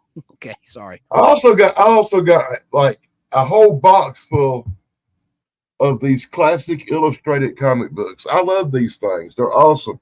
It's all the original stories like Moby Dick, Robin Hood, The Time Machine, Frankenstein, Dracula, and they're all like Wolfman, classic illustrated, based on original classic movies. And I've got a whole bunch of them. We can look at them next time we do a show in the overrun. Oh, I want you back as often as you can do this. I only have 4 more boxes, and I'm working on something from a friend from a long time ago, from middle school and high school, an acquaintance. But I liked her and I shopped at her parents' shop. I don't want to talk too much about it. But I might have some more unboxings in the near future, hoping to partner with them and buy some of their inventory. And Good luck it's on amazing. that. I'm not going to, until I reconfirm, I won't say anymore, but so far, so good. It looks good. I spoke with her husband, and he's going to talk to her and see if we can work something out. So we'll see. And Jeff and Open by, I might be able to bring Open by Chance into the fold too, in terms of buying some of this, because they want to liquidate it. They want to liquidate. We're talking, I'm 300 long boxes, what we're talking about. So, and they've already started liquidating them on their own, but they have to identify through an app what they are, the value, and all that sort of stuff. So my thought was, hey, let's do an unboxing. You inventory what it is, because we're on the up and up. In fact, I'll even give them a cash deposit until I return the box. I want to do 1 box a week. And then what's in it for them is we identify, the people on the panel and myself, what the book is. And the people in the chat can comment, oh, that's a good, and then they learn what it is so they can sell it. Or I'm going to buy, I'm hoping my friend Jeff, who was on tonight, and I on a Sunday can go and inspect some of these books. It's all in the works, and I'm super excited. So that's coming soon. The next week, I've already said this, the fine folks at Open by Chance are going to be here. David Eon and Lady Pop Hunter. Can't wait. That'll be next Sunday, June 30th at 3:00 Eastern, noon Pacific. Hope you can be here for that. And then, Dan, I want to have you back on for one of the final 3 unboxings. Let me know when. I'm always at your disposal on Sundays. You come in lucky. You come in between the Unapologetic Geek and Thrash Pondo Ponds on my Sunday, where I have this big long space of nothing to do. Well, good. Then it was meant to be. And then later on Sunday night, I watch Sasquatch Secrets with Nikki Colin, and then I check out Corey at Corey's Comedy Channel, and I do live stream. I watch live streams all day on Sunday, pretty much. Yeah, I like Corey as well. Corey and then James Enstall, Geek to Me Radio. I don't think I've turned you on to James Enstall yet. It's a 1-hour radio show on a huge station in St. Louis, KTRS, and he interviews like current actors, past and present comic book creators and artists, and he does a fantastic job. Okay, I just had to plug him. He's on from 10 until 11 Eastern time, Sunday night only, once a week, and it's on YouTube as well with a camera. Most weeks he has a live stream going. And I put out a really good video today on a channel called The Daily Beast, and it asked a really true and important question. And the question is Mean Gene Okerlund Corey's dad?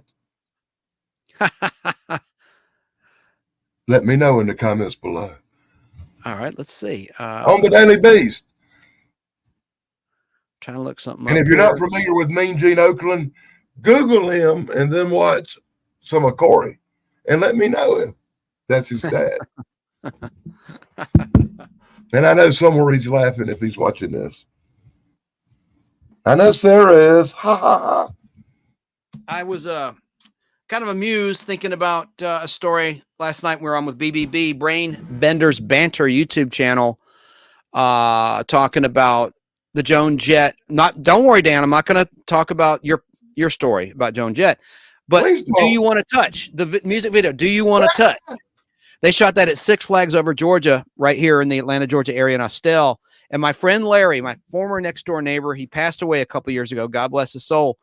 He was there for the production of that music video, and it shows a sea of guys just clamoring and clapping for the stanza. Yeah. Oh yeah. Oh yeah. You know, in that song, Do You Want to Touch? And it cracked me up because Larry's like, hang on, let me change the image there. Because Larry was like, yeah, man, I'm in the music video. I'm the guy in the white long sleeve polo shirt. And if you watch the video, it's on YouTube. Do You Want to Touch by Joan Jett, not the Gary Glitter original, the remake from like 1983. There's a whole bunch of guys with a white long sleeve polo shirt going like this. Yeah. Oh, yeah. And watch that. That's a great music video. I watched that last night, maybe 3 times looking for Larry. I did too. I think I figured out where he is. The other. We were all doing that. Yeah. Now let's see if we can find you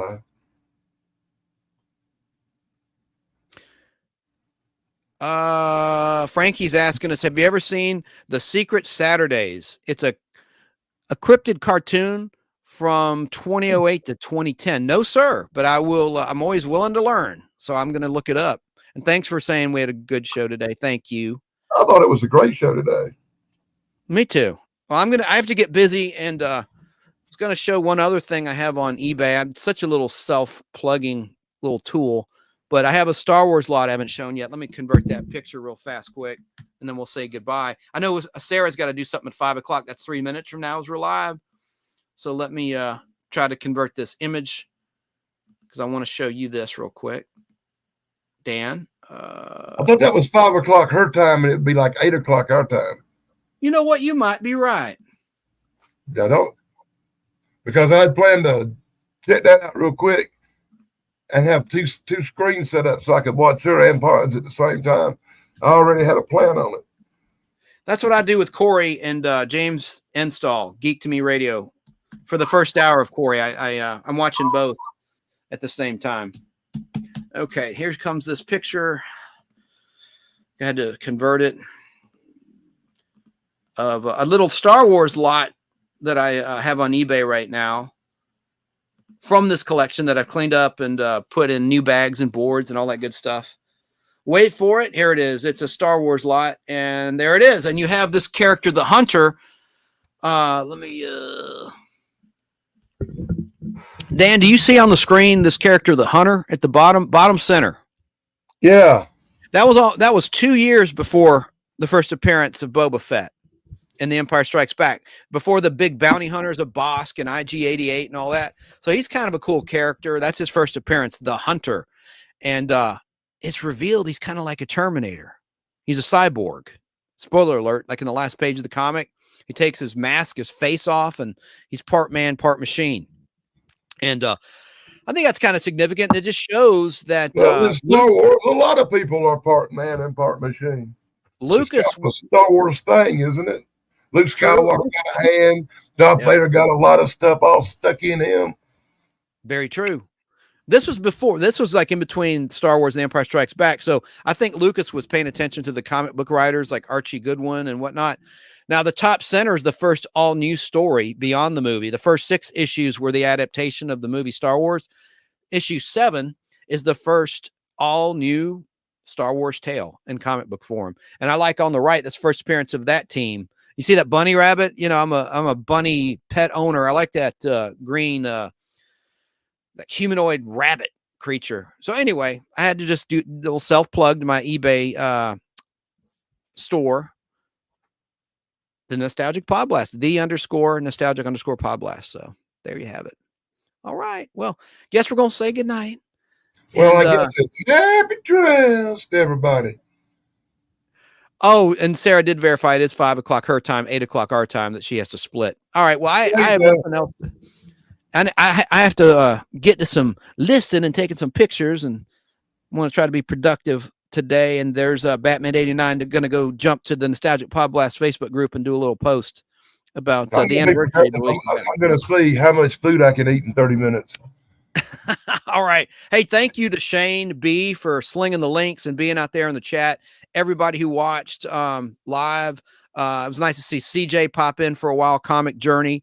Frankie, nice to meet you. Frankie Gonzalez, thanks for being here. Lobo, K Moonin, of course, Sarah, Southern California. Sarah, My Flock is everywhere on YouTube. The producer 25, Entropy and Comics. Thank you for being here as well. And if you missed it, be sure to check out our show from last night on Brain Bender's Banners. You'll enjoy that for sure. Yeah, except where I showed my feet. And thanks to Joe Gutfeld and Facebook Live Land watching, and to James Enstall, Thrash Pondo Ponds, YouTube, The Unapologetic Geek, Tug. Thank you for popping in and being a part of today's show. We'll be back next week. So we'll see you then. Make it a great week, everybody. See you next time on the Nostalgic PodBlast Live Unboxing.